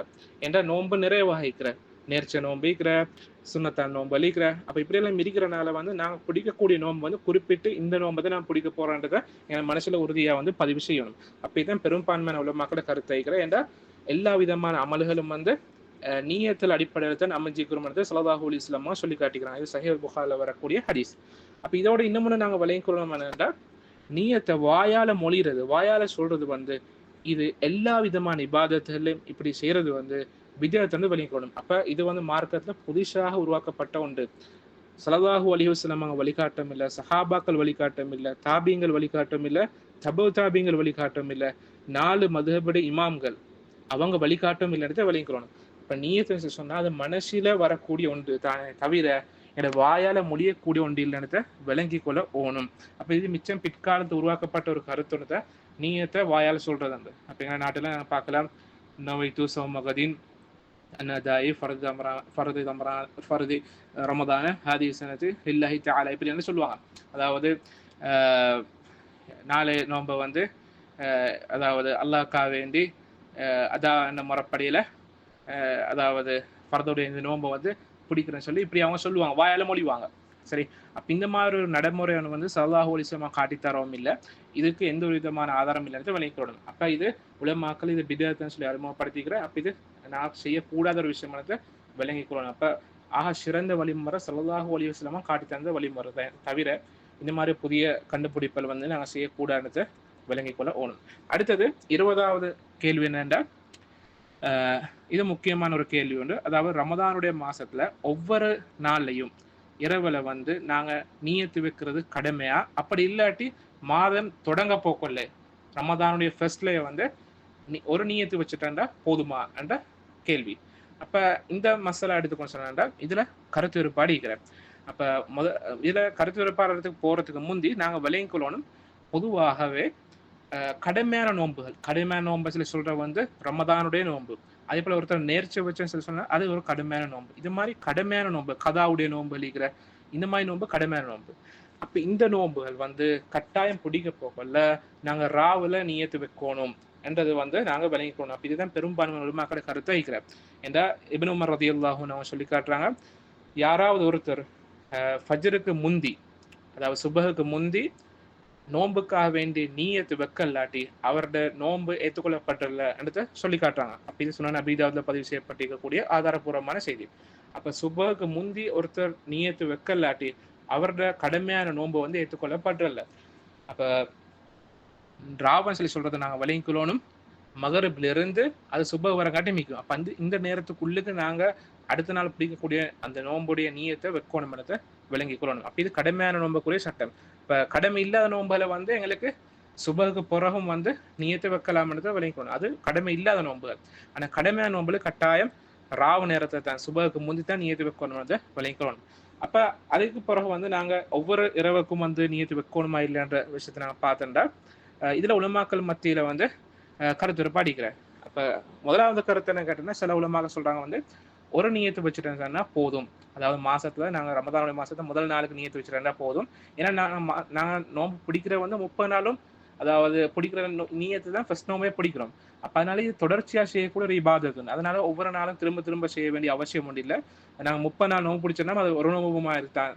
அதனால வந்து இப்படி திரும்ப திரும்ப நீயத்து வைக்க தேவையில்ல ஒரு நாளுன்றதை வந்து சொல்லி காட்டிக்கிறாங்க.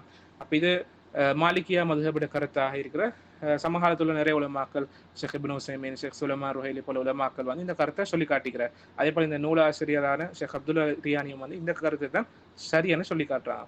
இன்னும் ஒரு கருத்து ஒண்டிக்கிறான்னு கேட்டோம்னா, ஒவ்வொரு நாளும் நீயத்து வைக்கணும். ஒவ்வொரு நாளும் நாங்க நைட் நேரம், அதாவது இரவு நேரத்துல வச்சு நீயத்து வைக்கணும்ன்றது ரெண்டாவது கருத்தை வைக்கிறேன். ஏனென்றால் ஒவ்வொரு நாளுடைய நோன்பு வந்து அது தனித்துவமான ஒரு அமல் உண்டு.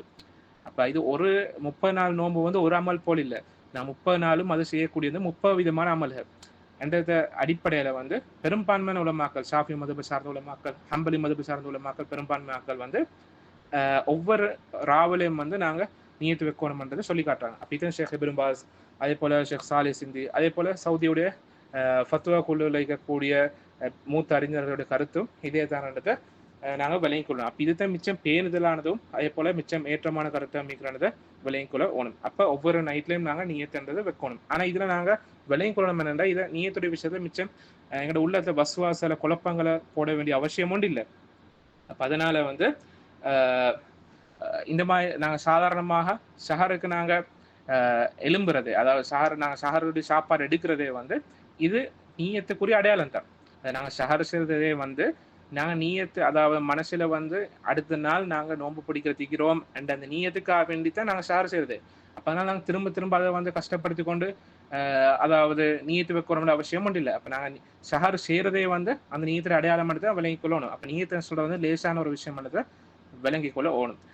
அப்போ நாங்கள் ஏற்கனவே பார்த்தோமா இந்த விஷயத்துல வந்து அதாவது கருத்து வேறுபாடு ஒன்றிருக்கிற ஒவ்வொரு மாசமும், அதாவது மாசத்துல ஆரம்பத்துல நீயத்து வச்சுட்டா போதுமா, அப்படி ஒவ்வொரு நாளும் நீயத்து வைக்கணுமான்ற விஷயத்துல வந்து இந்த கருத்து வேறுபாடுட பிரதிபலன் எப்படி விளங்குறன்னு கேட்டேன்டா, ஒருத்தர் வந்து நோம்புடைய நாள்ல வந்து தூங்குறாரு. அதாவது எப்படின்னு கேட்டேன்டா, சூரியன் மறையத்துக்கு முந்தி தூங்குறாரு, மகரிப முந்தி தூங்குறாரு. அப்ப இவர் எலும்புற எப்படின்னு கேட்டேன்டா, சுபஹுக்கு உதிக்கும் வரங்காட்டி வந்து இவர் தூங்குறாரு. இப்ப இப்படியாப்பட்ட ஒரு மனுஷர் வந்து சுபஹ் வரங்காட்டியும் தூங்குன பிறகு இப்ப இவருடைய சட்டம் என்ன என்று எடுத்து கொண்டு சொன்னா, பெரும்பான்மையான உலமாக்க சொல்லிக்கக்கூடிய கருத்து அடிப்படையில வந்து இவருடைய நோன்பு வந்து செல்லுபடியாக இல்லை. அதாவது இவர் நோன்பு பிடிச்சதுக்கு இவருடைய ரமதானுடைய நோன்பு வந்து ஏற்றுக்கொள்ளப்படல. ஏன்னா இவர் நைட் நேரத்தை வச்சு நீயத்தை அதுக்கு பிரத்யேகமா வைக்கல. அப்ப அதே நேரம் மாலிகியா மதுஹபுடைய உலமாக்களோட கருத்து படிக்க வந்து இவருடைய நோன்பு கூடும். ஏன்னா இவர் ஆரம்பத்துல நோன்புல நீயத்து வச்சுக்கிறதுனால வந்து இவருக்கு கூடும்னு சொல்றாங்க. அப்ப இதுல ஏற்றமான கருத்து என்ன கேட்டா, பெரும்பான்மை உலமாக்கள் சொன்ன கருத்து ஏற்கனவே பார்த்த மாதிரி ஒவ்வொரு நைட்லயும் வந்து நோன்புல, அதாவது ஒவ்வொரு நைட்லயும் நீயத்து வைக்கிறத கட்டாயம் பண்றதை விளங்கி கொள்ள போகணும். அடுத்தது 20வது கேள்வி என்ன கேட்டா, ஒரு பெண் ஒன்றுக்கு வந்து அதாவது மாதவிடாய் ஏற்படுற ஃபஜ்ருக்கு முந்தி, ஆனா இந்த பெண் வந்து குளிக்கிறது ஃபஜ்ருக்கு போற. அப்ப இப்படியாப்பட்ட ஒரு பெண் ஒன்றுக்கு நோன்பு கடமை இல்லைன்னு எடுத்துக்கொண்டு சொன்னா, இந்த மாதிரி பெண்ணுக்கு கட்டாயம் கடமை எடுத்து நாங்க விளங்கிக்கிறோம். என்றால் அந்த பெண்ணுக்குரிய அந்த தடையா இருந்த வந்து மாதவிடாய் தான். அப்ப அந்த மாதவிடாய் ஃபஜ்ருக்கு முந்தி முடிஞ்ச சொன்னா அந்த பெண் வந்து குளிச்சாலும் சரி சுபகுக்கு போற, அப்படி இல்லாட்டி சுபகுக்கு முந்தி குளிச்சாலும் சரி பிந்தி குளிச்சாலும் சரி அந்த பெண்ணுக்கு வந்து நோன்பு கடமைன்றதை நாங்க விளங்கிக் கொள்ள ஓணும். அப்ப இது இப்னு ஹஸம் ரஹிமஹுல்லாஹ் அவங்களோட முஹல்லான கிதாப்ல சொல்லி காட்டுறாங்க. அதே போல 21வது கேள்வி என்ன கேட்டா, ஒரு பெண் ஒன்றோட மாதவிடாய் சூரியன் அஸ்தமனத்துக்கு முந்தி, அதாவது மகரிபுடைய நேரத்துக்கு முந்தி வந்துட்டேன்னு சொல்லி சொன்னா இந்த மாதிரி நேரத்துக்கு என்ன சட்டம்? அப்ப இந்த மாதிரி நேரத்துக்கு சட்டம் என்ன கேட்டா, மகரிபுடைய நேரத்துக்கு சில நிமிஷங்களுக்கு முந்தி கூட ஒரு பெண்ணொன்றுக்கு மாதவிடாய் ஏற்பட்டேன்னு சொல்லி சொன்னாங்க, அந்த பெண் கட்டாயமா நோன்பை திறக்க ஓணும். அதே நேரம் அந்த நாளுடைய நோன்பை வந்து அவங்க கதா செய்ய ஓணும். அப்போ ஒரு சில நிமிஷங்களுக்கு முந்தி வந்தா கூட இதே சட்டம் தான். ஆனாலும் அந்த பெண்ணுக்கு வந்து வருத்தங்கள் மட்டும்தான் வந்திருக்கிற, வருத்தம் மட்டும்தான், பெயின் மட்டும்தான். ஆனா மாதவிடாய் ஏற்படாம இருக்குன்னு சொல்லி சொன்னால், மாதவிடாய் மகரிபு புறத்தான் ஏற்பட்டிருக்கிறேன்னு சொல்லி சொன்னால் அந்த மாதிரி நேரத்துக்கு அந்த பெண்ணுடைய நோன்பு கூடுமனத்தை விளங்கிக் கொள்ளணும். அப்போ இதான் ஷேக் இப்னு உஸைமீன் ரஹ்மத்துல்லாஹி போல உள்ள மக்கள் சொல்லி காட்டுறாங்க. அடுத்து 22வது கேள்வி என்ன கேட்டா, இப்போ ஒரு பெண் ஒன்றுக்கு ரமதான் மாசம் முழுக்க வந்து நோன்பு பிடிக்கிறதுக்காக வேண்டி அதாவது மாதவிடாய் வராமிக்கிறதுக்கு மாத்திரைகள் எடுக்கலாமா, அதுக்கான சில டேப்லெட்ஸை வந்து எடுக்கலாமான்ற கேள்வி. அப்போ இந்த விஷயத்துல வச்சு உலமாக்கள் மத்தியில் கருத்து அடிக்கிற அப்போ ஷேக் இப்னு பாஸ், ஷேக் அப்துல் அசீஸ் ரயீஸ் போல உலமாக்கள் என்ன சொல்றது காட்டுறாண்டா, இந்த மாதிரி விஷயங்கள் வந்து இது கூடும் அடிப்படையில். அப்போ தெளிவாக ஒரு பாதிப்பு பெரிய ஒரு பாதிப்பு வாரன்றது உறுதியாயினா மட்டும் அந்த நேரத்துக்கு கூடாது.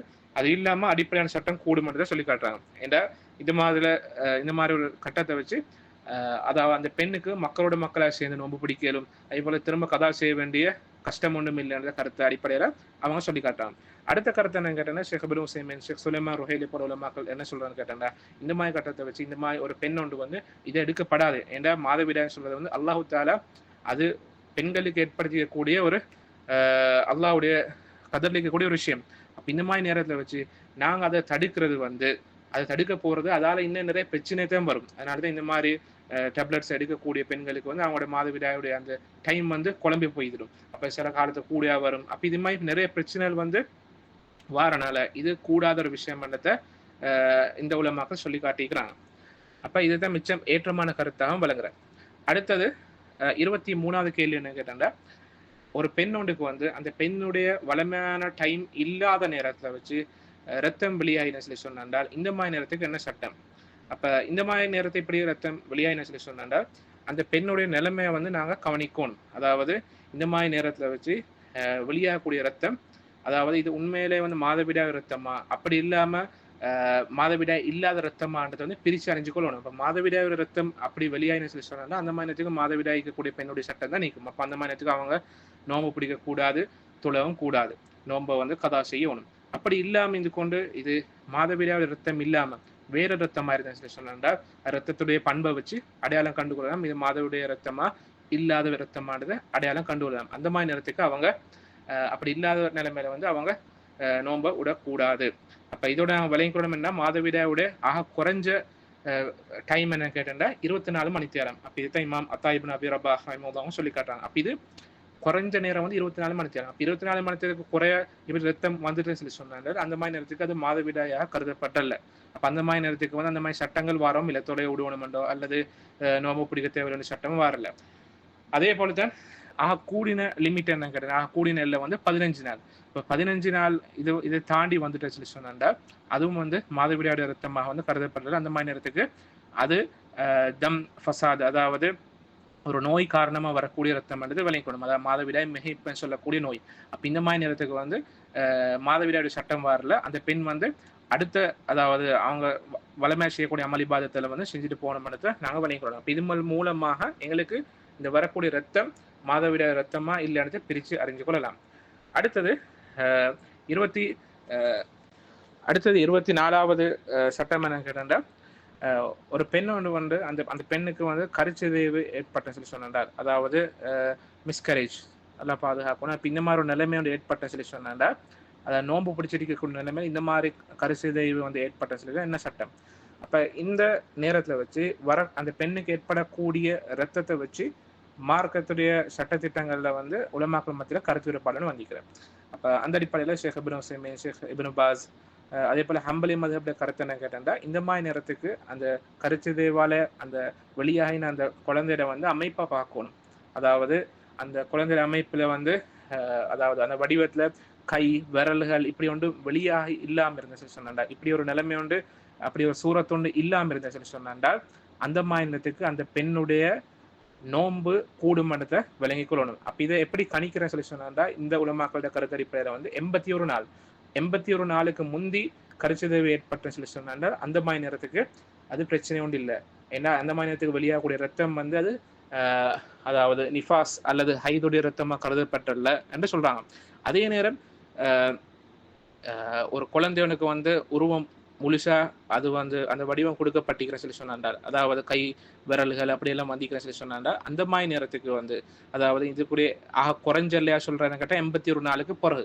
அப்போ 81 நாளுக்கு பிறகு இப்படி ஒரு கருச்சிதை ஒன்று ஏற்பட்ட சொல்லி சொன்னாண்டால் அந்த மாதிரி நேரத்துக்கு அது நிஃபாஸுடைய அதாவது பிரசவத்துக்கு பிறகு வரக்கூடிய இரத்தப்போக்காக தான் கணக்கெடுக்கப்படும். அந்த அடிப்படையில் அந்த பெண் வந்து சுத்தமாக வரங்காட்டி, அப்படி இல்லாட்டி 40 நாள் வரங்காட்டியும் வந்து காத்துட்டு கோணும். அதுக்கு பிறகு வந்து அந்த பெண் வந்து அந்த பெண்ணுக்குரிய நோன்பை கதா செய்யணும்ன்றதை சொல்லி காட்டுறாங்க.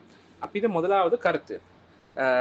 ஆனால் இந்த நூலாசிரியரான ஷேக் அப்துல்லா அலி ரியானி அவங்களோட கருத்து என்ன கேட்டா, பொதுவாகவே ஒரு பெண் ஒன்றுக்கு வந்து கருச்சிதைவு ஏற்பட்ட சொல்லி சொன்னாண்டா அது 81 நாளுக்கு முந்தியும் சரி பிந்தியும் சரி அந்த மாதிரி நேரத்தில் வச்சு கட்டாயம் எப்படி விதமான கருவா இருந்தாலும் சரி அந்த பெண் வந்து இப்படி அதாவது அந்த பெண்ணுக்கிட்ட இருந்து ரத்தம் வெளியாயிட்டுன்னு சொல்லி சொன்னாண்டா, ரத்தப்போக்கு ஏற்பட்ட சொல்லி சொன்னாண்டா அந்த பெண் வந்து நிஃபாஸ் அதாவது பிரசவத்துக்கு பிறகு ரத்தப்போக்கு ஏற்பட்ட ஒரு பெண்ணை தான் கருதப்பட்ட. அந்த மாதிரி நேரத்துக்கு அந்த பெண் அந்த ரத்தம் முடியும் வரங்காட்டியும் காத்துட்டு இருக்கணும்.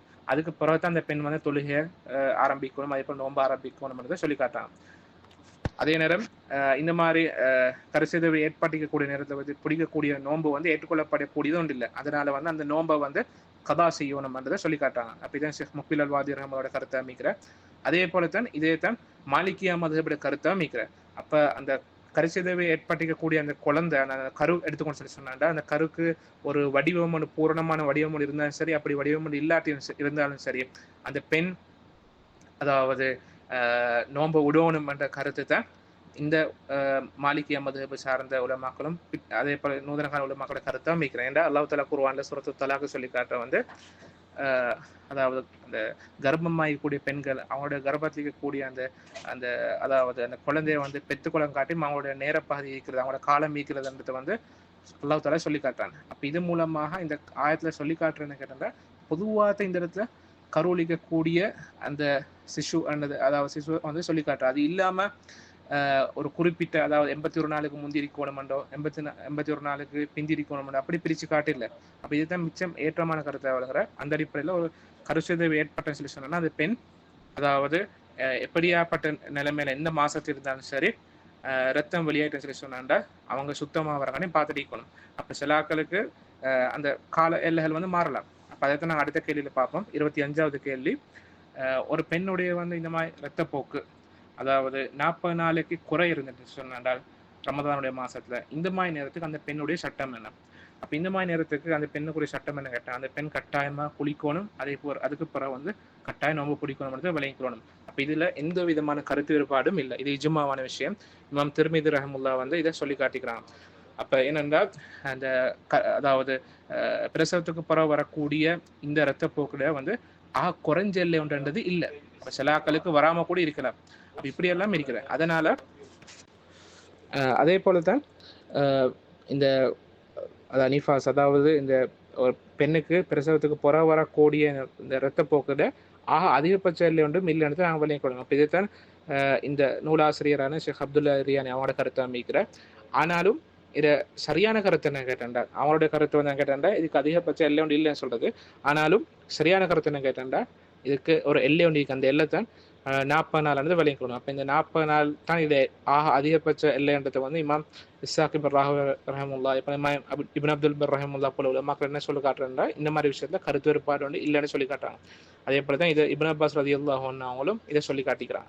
அப்போ 40 நாளுக்கு பிறகு வர்றது வந்து அது அதாவது அது அதாவது அந்த அந்த அந்த ரத்தம் மூலமாக வந்து எங்களோட நோன்பை நாங்கள் உடத்தவில்லைன்றது விளங்கிக்கொள்ள வேணும். அப்போ அந்த 40 நாளுக்கு புறவு வர ரத்தம் வந்து நாங்கள் கணக்கெடுக்க கூடாதுன்றதை விளங்கிக்கொள்ளணும். அப்படி தான் சவுதிய உலமா சபையுடைய ஃபத்வாவும் இருக்கிறன்றதை நாங்கள் படித்து கொள்ளலாம். அடுத்தது 26வது கேள்வி என்ன கேட்டால் ரமதானுடைய மாசத்துல நோன்பு நாங்கள் ஒரு நாளில் வந்து நோன்பு தொடங்கக்கூடிய நேரம் என்ன, இந்த நேரம் எடுத்துக்கொண்டு சொல்லி சொன்னால் நாங்கள் விளங்கிக்கிறோம்.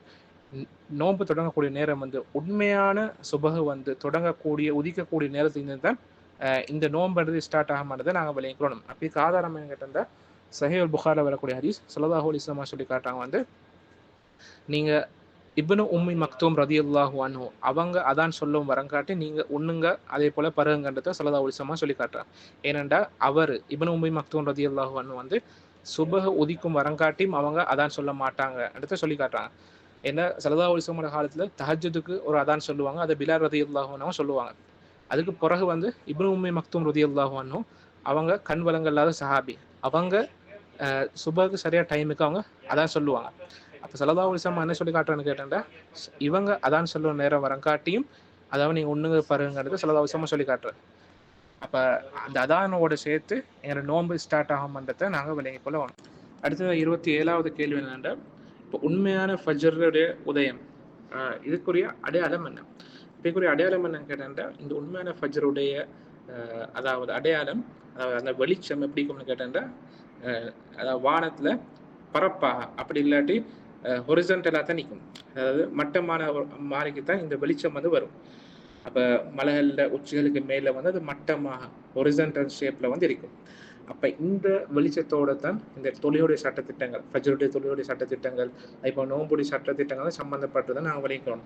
அதனால தான் சஹீஹ் முஸ்லிமில் வரக்கூடிய ஹதீஸ் ஸல்லல்லாஹு அலைஹி வஸல்லம் சொல்லி காட்டாங்க வந்து, பிலால் ரலியல்லாஹு அன்ஹு அவங்க சொல்லக்கூடிய அதானால உங்களுடைய ஷஹரை வந்து நீங்கள் விட்டுட்டு இந்த பிலால் ரலியல்லாஹு அன்ஹுவோட அதானுக்காக நீங்கள் ஏமாந்து போவானம் என்றது ஸல்லல்லாஹு அலைஹி வஸல்லம் சொல்லி காட்டுறாங்க. அப்போ எங்களோட நோன்பை வந்து நாங்கள் தஹஜ்ஜுதுடைய அதானுக்காகவே நாங்கள் விடப்படாது அதான் சொல்லி காட்டுறாங்க. அதே போல தான் அவங்க சொல்லி காட்டுறாங்க, வானத்தில் வந்து செங்குத்தாக அதாவது வேர்டிக்கலாக ஒரு வெளிச்சம்னு வரும். இதுதான் அதாவது பொய்யான ஃபஜ்ர்னு சொல்கிறோம். அதாவது ஃபஜ்ர் என்றது வந்து 2 வகைக்கிறேன். ஒன்று உண்மையான ஃபஜ்ர், அதுதான் வானத்தில் வெளிச்சம் அது பரப்பாக வரும், ஹொரிசன்டலாக வரும், இது கடைசிக்கு தான் வரும். அப்படி தான் உண்மையான ஃபஜ்ர். அதுக்கு முந்தைய ஒரு வெளிச்சம்னு வானத்தில் வரும். இப்போ இந்த காலத்தில் பார்க்கறதுக்கு கஷ்டமான ஒரு வெட்ட வெளியான இடத்துக்கு போன சொல்லி சொன்னா பார்த்துக்கொள்ளலாம். அப்போ அந்த மாதிரி நேரத்துக்கு வெளிச்சம் எப்படி இருக்கும்னு கேட்டேன்டா, வானத்தில் வேர்டிக்கலாக அதாவது செங்குத்தாய்க்கும் நேரான ஷேப்புக்கு இருக்கும். அப்போ வேற சில ஹதீஸ்ல இதை விவரித்து வந்திருக்கிற இது எப்படி இருக்கிற சொல்றது. அப்போ நாங்கள் அதை புற பார்ப்போம். அப்போ இந்த மாதிரி முதல்ல வரக்கூடிய அந்த செங்குத்தா வரக்கூடிய வெளிச்சம், அந்த வெள்ளை நிற வெளிச்சத்தை பார்த்து நீங்கள் ஏமாற வானம் என்றதை ஸல்லல்லாஹு அலைஹி வஸல்லம் சொல்லி காட்டிக்கிறார். அப்போ அந்த வெளிச்சம் அது மட்டமாக பரப்பாக வரங்காட்டியும் வந்து நீங்கள் அதாவது அவங்களோட சஹருடைய உணவு விடவானம் என்று ஸல்லல்லாஹு அலைஹி வஸல்லம் விளங்கப்படுத்திக்கிறான். அடுத்தது 28வது கேள்வி என்னென்றால், ஃபஜ்ருடைய அதான பேணுதலுக்காக வேண்டி ஃபஜ்ருடைய நேரம் வரத்துக்கு முந்தி முற்படுத்தலாமா என்ற கேள்வி. அப்போ இதுக்குரிய பதில் என்ன கேட்டால், இப்படி நாங்கள் ஃபஜ்ருடைய அதானை வந்து நாங்கள் முற்படுத்துகிற முன்னுக்காக்கிற வந்து கூடாதுன்னு விளங்கிக்கிறோம். எந்த அளவுக்குன்னா இப்னு ஹஜர் ரஹிமஹுல்லா வந்து இது பித்அத்னு சொல்லிக்கிறாங்க. இப்போ பேணுதல் அடிப்படையில் வந்து நாங்கள் இந்த மாதிரி வேலை செய்யப்படாது. இப்போ முஅத்தின் சொல்லக்கூடியவர் அதான் சொல்லக்கூடியவர் வந்து அவர் நம்பிக்கைக்கு தகுந்த ஒருத்தர். அப்போ அந்த மாதிரி ஒருத்தர் வந்து ஹலாலா இருக்கக்கூடிய சாப்பாடு குடிப்பானங்கள் வந்து அதாவது எங்களுக்கு இரவு நேரத்தை எங்களுக்கு வேண்டிய மட்டும் சாப்பிடலாம் குடிக்கலாம். அப்போ அந்த மாதிரி நேரத்தை வச்சு அவருக்கு அனுமதி இல்லை அதை ஹராமாக்குறதுக்கு. சரி, அப்போ இதை விளங்கி கொள்ளணும். அதே போல தான் ஸல்லல்லாஹு அலைஹி வஸல்லம் அவங்க விளங்கப்படுத்துறாங்க. சஹீஹ் இப்னு ஹுஸைமால வரக்கூடிய ஹதீஸ் ஸல்லல்லாஹு அலைஹி வஸல்லம் சொல்றாங்க வந்து, ஃபஜ்ர்ன்றது வந்து 2 வகைப்படும். முதலாவது ஃபஜ்ர் என்ன கேட்டா, அதுதான் முதலாவது வரக்கூடிய ஃபஜ்ர். அது எப்படியாப்பட்ட ஃபஜ்ர்னு கேட்டா, அந்த ஃபஜ்ருடைய வெளிச்சம் அதாவது நரியுடைய வால் மாதிரி இருக்கும். இப்போ அது வந்து அதை செங்குத்தா வேர்டிக்கலாக தான் இருக்கும். நரியுடைய வால் வந்து அதை நல்லா அது பெருசாக இருக்கும், நேருக்கு மாய் வந்தது. அப்போ அந்த மாதிரி தான் முதலாவது ஃபஜ்ருடைய வெளிச்சம் இருக்கும். அப்போ அந்த மாதிரி நேரத்தை வச்சு அதாவது சுபஹுடைய தொழுகை வந்து கூடாதுன்னு ஸல்லல்லாஹு அலைஹி வஸல்லம் சொல்லி காட்டுறேன். ஏன்னா அப்போ இன்னும் வந்து சுபஹுடைய நேரம் வந்தில்லை. அதே போலத்த இந்த மாதிரி நேரத்தில் வச்சு சாப்பாடும் வந்து ஹராமாகிறது ஸல்லல்லாஹு அலைஹி வஸல்லம் சொல்லி காட்டிக்கிறேன். ஏன்னா சாப்பாடு ஹராமாகிற எப்பன்னு கேட்டா, உண்மையான ஃபஜ்ர் உதிர்ச்சாக்கு பிறகு நோம்பின் அடிப்படையில் வந்து சாப்பாடு ஹராமாகும். அதுக்கப்புறம் ஸல்லல்லாஹு அலைஹி வஸல்லம் சொல்லி காட்டுறோம் வந்து, இந்த வெளிச்சம் வந்து அதாவது 2வது ஃபஜ்ர் எப்படின்னு கேட்டா, இந்த வெளிச்சம் வானத்தில் பரப்பாக ஹொரிசன்டல் ஷேப்ல மட்டமான முறையில் வந்து இந்த வெளிச்சம் வந்து வரும். அந்த மாதிரி நேரத்துக்கு தான் அது உண்மையான ஃபஜ்ர்னு சொல்லி காட்டுது. அந்த மாதிரி நேரத்தை வச்சு ஃபஜ்ருடைய தொழுகை அது கூடுமாகும். அதே போலத்தான் சாப்பாடு அடிக்கிறது வந்து அந்த நேரத்தில் ஹராமாக மட்டும் ஸல்லல்லாஹு அலைஹி வஸல்லம் அவங்க சொல்லி காட்டிக்கிறேன். அப்போ இந்த மாதிரி நேரங்களில் நாங்கள் மிச்சம் கவனமாக ஆயிக்கணும். அதாவது ஃபஜ்ருடைய இந்த மாதிரி 2 விதமான வெளிச்சங்கள் இருக்கிற, அதனால வெளிச்சம் கண்ட உடனே வந்து அது ஃபஜ்ரன்னு முடிவெடுக்கப்பட வெளிச்சம் எப்படிங்கிறத நான் பார்க்கணும். இப்போ செங்குத்து ஆயிக்கிறா அல்லது பரப்பு ஆயிக்கிறா, வெர்டிக்கல் ஆயிக்கிறா, ஹொரிசான்டல் ஆயிக்கிறத பார்த்து தான் நாங்கள் முடிவெடுக்க ஓணும். அடுத்தது 29வது கேள்வி என்ன கேட்டால், ஒருத்தர் இந்த அதாவது ஃபஜ்ருடைய உண்மையான ஃபஜ்ருடைய அதான் இதை கேட்டுக்கொண்டு இருக்கிற நேரத்தில் வச்சு அவருக்கு நீர் போல ஏதாவது ஒரு விஷயம் மட்டும் குடிக்கலாமா, அதோடைய சட்டம் என்னன்றத 29வது கேள்வி நாங்கள் படிக்கிறோம். அப்போ பெரும்பான்மை உலமாக்கள் என்ன கருத்திருக்கிறோம் சொல்லி சொன்னால், நாங்கள் அதானுடைய சத்தம் கேட்ட அப்புறம், அதாவது உண்மையான ஃபஜ்ருடைய அதான், தஹஜ்ஜுடைய அதான் இல்லை, இந்த மாதிரி அதானை கேட்ட உடனே நாங்கள் எங்களோட சாப்பாடுகள் எங்களோட குடிபானங்கள் எல்லாத்தையும் வந்து நிப்பாட்டணும். அப்படி இதுதான் பெரும்பான்மை மக்கள் இருக்கிறாங்க. அப்போ அதான் எப்படியாப்பட்ட அதான் ஈக்கணும்னு கேட்டால், ஃபஜ்ரு உறுதியாகினாக்கு பிறகு, ஃபஜ்ரு உண்மையிலே உதயமாயினா அப்புறம் சொல்லப்படக்கூடிய அதான், அந்த அது எங்களோட காதில் உழப்போக்கள் அந்த மாதிரி நேரத்தில் வந்து நாங்கள் எந்த ஒரு சாப்பாடும் அதே போல குடிப்பானங்களும் எடுக்கப்படாது. அப்போ எங்களோட கைலிக்கக்கூடிய சாப்பாடாக இருந்தாலும் சரி, கைலிக்கக்கூடிய தண்ணி கிளாஸாக இருந்தாலும் சரி, எதென்றாலும் சரி அதை எடுக்கப்படாத விளங்கிக்கணும். அப்போ இதுதான் 4 மதுஹபுடைய உலமாக்கள் கருத்தாமிகள். அதே போல் இந்த நூலாசிரியர் ஷேக் அப்துல்லா அல் ரியானி அவங்களுடைய கருத்தாகவும் இருக்கிறார். அப்படிக்கு ஆதாரம் என்னென்றால், சஹீஹ் புகாரில் வரக்கூடிய ஹதீஸ் ஸல்லல்லாஹு அலைஹி வஸல்லம் சொல்லி காட்டுறாங்க வந்து, பிலால் ரலியல்லாஹு அன்ஹு அவங்க இரவுல அதான் சொல்லுவாங்க. அப்போ அதனால நீங்க இப்னு உம்மி மக்தூம் ரலியல்லாஹு அன்ஹு அவங்க அதான் சொல்லும் வரங்காட்டி நீங்க உண்ணுங்கள், அதே போல பருகுங்கள் என்று ஸல்லல்லாஹு அலைஹி வஸல்லம் சொல்லி காட்டுகிறேன். அப்ப பிலால் ரலியல்லாஹு அன்ஹு அவங்களோட அதான் வந்து தஹஜ்ஜுக்குரியது. அப்ப இப்னு உம்மி மக்தூம் ரலியல்லாஹு அன்ஹு அவங்களோட அதான் வந்து சரியா ஃபஜ்ருக்கு சொல்றது. அப்ப ஃபஜ்ரு நேரம் வரங்காட்டி ஸல்லல்லாஹு அலைஹி வஸல்லம் அனுமதிச்சுக்கிறாங்க. ஃபஜ்ருடைய நேரத்துக்கு பிறகு அனுமதிச்சு இல்லைன்றதை நாங்க விளங்கி கொள்ள வேணும். ஆனா ஒரு ஹதீஸ் ஒன்று வருது, முஸ்னத் அஹ்மது வரக்கூடிய ஹதீஸ், அதாவது ஸல்லல்லாஹு அலைஹி வஸல்லம் சொன்னதா வரக்கூடிய ஒரு ஹதீஸ் வந்துக்கிறேன். அதாவது உங்களை யாராவது ஒருத்தர் வந்து அதான செவிமடுத்தார், அந்த மாதிரி நேரத்தில் அவரோட கையில குடிக்கக்கூடிய பாத்திரமும் இருக்குன்னு சொல்லி சொன்னார். அந்த மாதிரி நேரத்தில் அவரோட தேவையை பூர்த்தி செஞ்சு கொள்ள காட்டியும் அந்த அவரோட பாத்திரத்தை உடவானம் என்றதை ஸல்லல்லாஹு அலைஹி வஸல்லம் சொன்னதா ஒரு ஹதீஸ் வந்திருக்கிறார். இந்த ஹதீஸை வந்து ஷேக் முக்பில் அல்வாதி ரஹ்மத்துல்லாஹ், அதே போல இமாம் அபு ஹாத்திம் அர்-ராஸி போல உலமாக்கள் வந்து பலவீனமான ஹதீஸை சொல்லி காட்டுகிறார். அந்த அடிப்படையில் வந்து இது அமுல் செய்யக்கூடாதுன்றதை இந்த நூலாசிரியர் அவங்களையும் சொல்லி காட்டுறாங்க.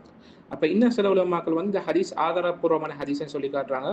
ஷேக் அல்பானி ரஹ்மத்துல்லாஹ் போல உலமாக்கள் அந்த அடிப்படையில் வந்து அவங்க சொல்லக்கூடிய கருத்து என்னென்னா, ஒருத்தரோட கையில குடிக்கக்கூடிய ஏதாவது ஒரு பானம் ஒன்று சொன்னாண்டா அதான் கேட்டுக்கொண்டிருக்கிற சந்தர்ப்பத்தை கூட வச்சு கூட அவருக்கு என்னது அதை குடிக்கலாம் எடுத்து அவன் சொல்லி காட்டுறாரு. இந்த கருத்தை வந்து இந்த காலத்துக்கு கூடிய ஷேக் சுலைமான் ருஹைலி, ஷேக் இப்னு உஸைமின் ரஹ்மத்துல்லாஹி போல உலமாக்கள் கூட சொல்லி காட்டிக்கிறேன். அப்போ தண்ணிக்கு இப்படி ஒரு எக்ஸ்கியூஸ் வந்து அதாவது சலுகை ஒண்டிக்கிறன்றதை இந்த ஹதீஸ் மூலமா அவங்க சொல்லி காட்டுறாங்க. ஆனா சாப்பாடு நாங்க எடுக்கக்கூடாது, அது இல்லாத கையில இருக்கு சாப்பாடு ஐக்கலாம், இல்லாட்டி கீழே கூடிய சாப்பாடு ஐக்கலாம் நாங்கள் எடுத்து சாப்பிடப்படாதது அவங்க சொல்லி காட்டுறாங்க. ஆனா அதே நேரம் இப்போ வாயில நாங்கள் சாப்பாடு ஒன்று போட்டாக்க போகிறோம், இந்த நேரத்தை வச்சு எங்களுக்கு தெரியாம அதான் சொல்றேன்னு சொல்லி சொன்னாண்டா, அப்போ இந்த மாதிரி நேரத்துக்கு வந்து அதை விழுங்குறது வந்து பிரச்சனை இல்லைன்றதை உலமாக்கள் சொல்லி காட்டிக்கிறான். அப்போ அதை திரும்ப துப்பத்துக்கு அவசியம் மட்டும் இல்லைன்று. அப்போ இன்னும் சில உலமாக்கள் என்ன சொல்றேன்னு கேட்டால், இந்த மாதிரி இந்த ஹதீஸுக்கு அவங்க விளக்கம் என்ன சொல்றேன்னு கேட்டாண்டா, இந்த ஹதீஸை சொல்ல காட்ட வரேன்னு கேட்டாங்கன்னா அதான் சொல்ற நேரம் குடிக்கிறது பிரச்சனை இல்லைன்று பொருளில் வரக்கூடிய இந்த ஹதீஸுக்கு விளக்கமாக சில உலமாக்கள் சொல்றேன்னா, இது ஃபஜ்ருடைய உதயம் உறுதியாக காட்டி வரங்காட்டி மட்டும்தான் என்றதை சொல்றாங்க. அதாவது என்ன பொருள்னு கேட்டாண்டா, ஃபஜ்ருடைய இந்த உதயம் அது வந்து எங்களுக்கு உறுதியாக என்ன சொல்லி சொன்னா, அதுக்கு பிறகு வந்து நாங்கள் எந்த ஒன்றும் குடிக்கப்படாது. அப்போ அது இல்லாமல் வெறுமனே அதான மட்டும் கேட்டு முடிவெடுக்கப்படாதன்றதை இந்த ஹதீஸ்ல சொல்ல வார, இது சஹீஹா இருந்தா கூட இதான் பொருள்ன்றதை இமாம் முகமது இப்னு ஆதம் அல் இத்தியோபி ரஹிமத்துல்லாஹ் போல உலமாக்கள் சொல்லி காட்டுறாங்க. இந்த ஹதீஸ் ஆதாரபூர்வமான ஹதீஸா வச்சுக்கொண்டா கூட பொருள் என்ன கேட்டா, நாங்க வெறுமனே அதான மட்டும் வச்சு முடிவெடுக்கப்படாது. அப்ப உண்மையிலே வந்து ஃபஜ்ர் உதயமாகிக்கிறாங்க பார்த்து தான் முடிவெடுக்கணும்ன்றதை இந்த ஹதீஸ்ல சொல்ல வார. அப்ப அப்படி அதான் ஃபஜ்ருடைய உதயத்துக்கு முந்தி சொல்லப்படுறாங்கன்னு சொன்னா, அந்த மாதிரி நேரத்துக்கு நாங்கள் குடிக்கக்கூடிய அந்த பாத்திரம் கையில் இருந்த சொல்லி சொன்னா அதை குடிக்கிறது பிரச்சனை இல்லைன்றதை இந்த ஹதீஸ்ல சொல்ல வார. தவிர அது இல்லாம உண்மையான ஃபஜ்ர் உதயமாயின பிறகு அந்த நேரத்தில் அதான் அந்த டைமுக்கு சொல்றதா இருந்தேன்னு சொல்லி சொன்னா, அந்த மாதிரி நேரத்துக்கு எங்களோட கையில் இருக்கக்கூடிய அந்த பாத்திரத்தை நாங்கள் விடக்கூடாது என்றதை வந்து அவங்க சொல்லி காட்டுறாங்க. இது 4 மதுஹபுடைய உலமாக்களை கருத்து அமைக்கிற இதான் அடுத்த ஆதாரங்களை கூட மிச்சம் பொருந்தி போற கருத்து அமைக்கிற அந்த அடிப்படையில வச்சு பேணுதல் அந்த அடிப்படையிலும் சரி, இந்த மாதிரி விஷயங்களை தவிர்த்து கொள்ளணும் என்பதை விளங்கிக் கொள்ளணும். அப்படித்தான் மிச்சம் ஏற்றமான கருத்தை அவனுங்கிற வல்லாஹு ஆலம். சுபானக் அல்லாஹும்ம பிஹம்திக அஷ்ஹது அல்லா இலாஹா இல்லா அன்த அஸ்தக்ஃபிருக வ அத்தூபு இலைக்.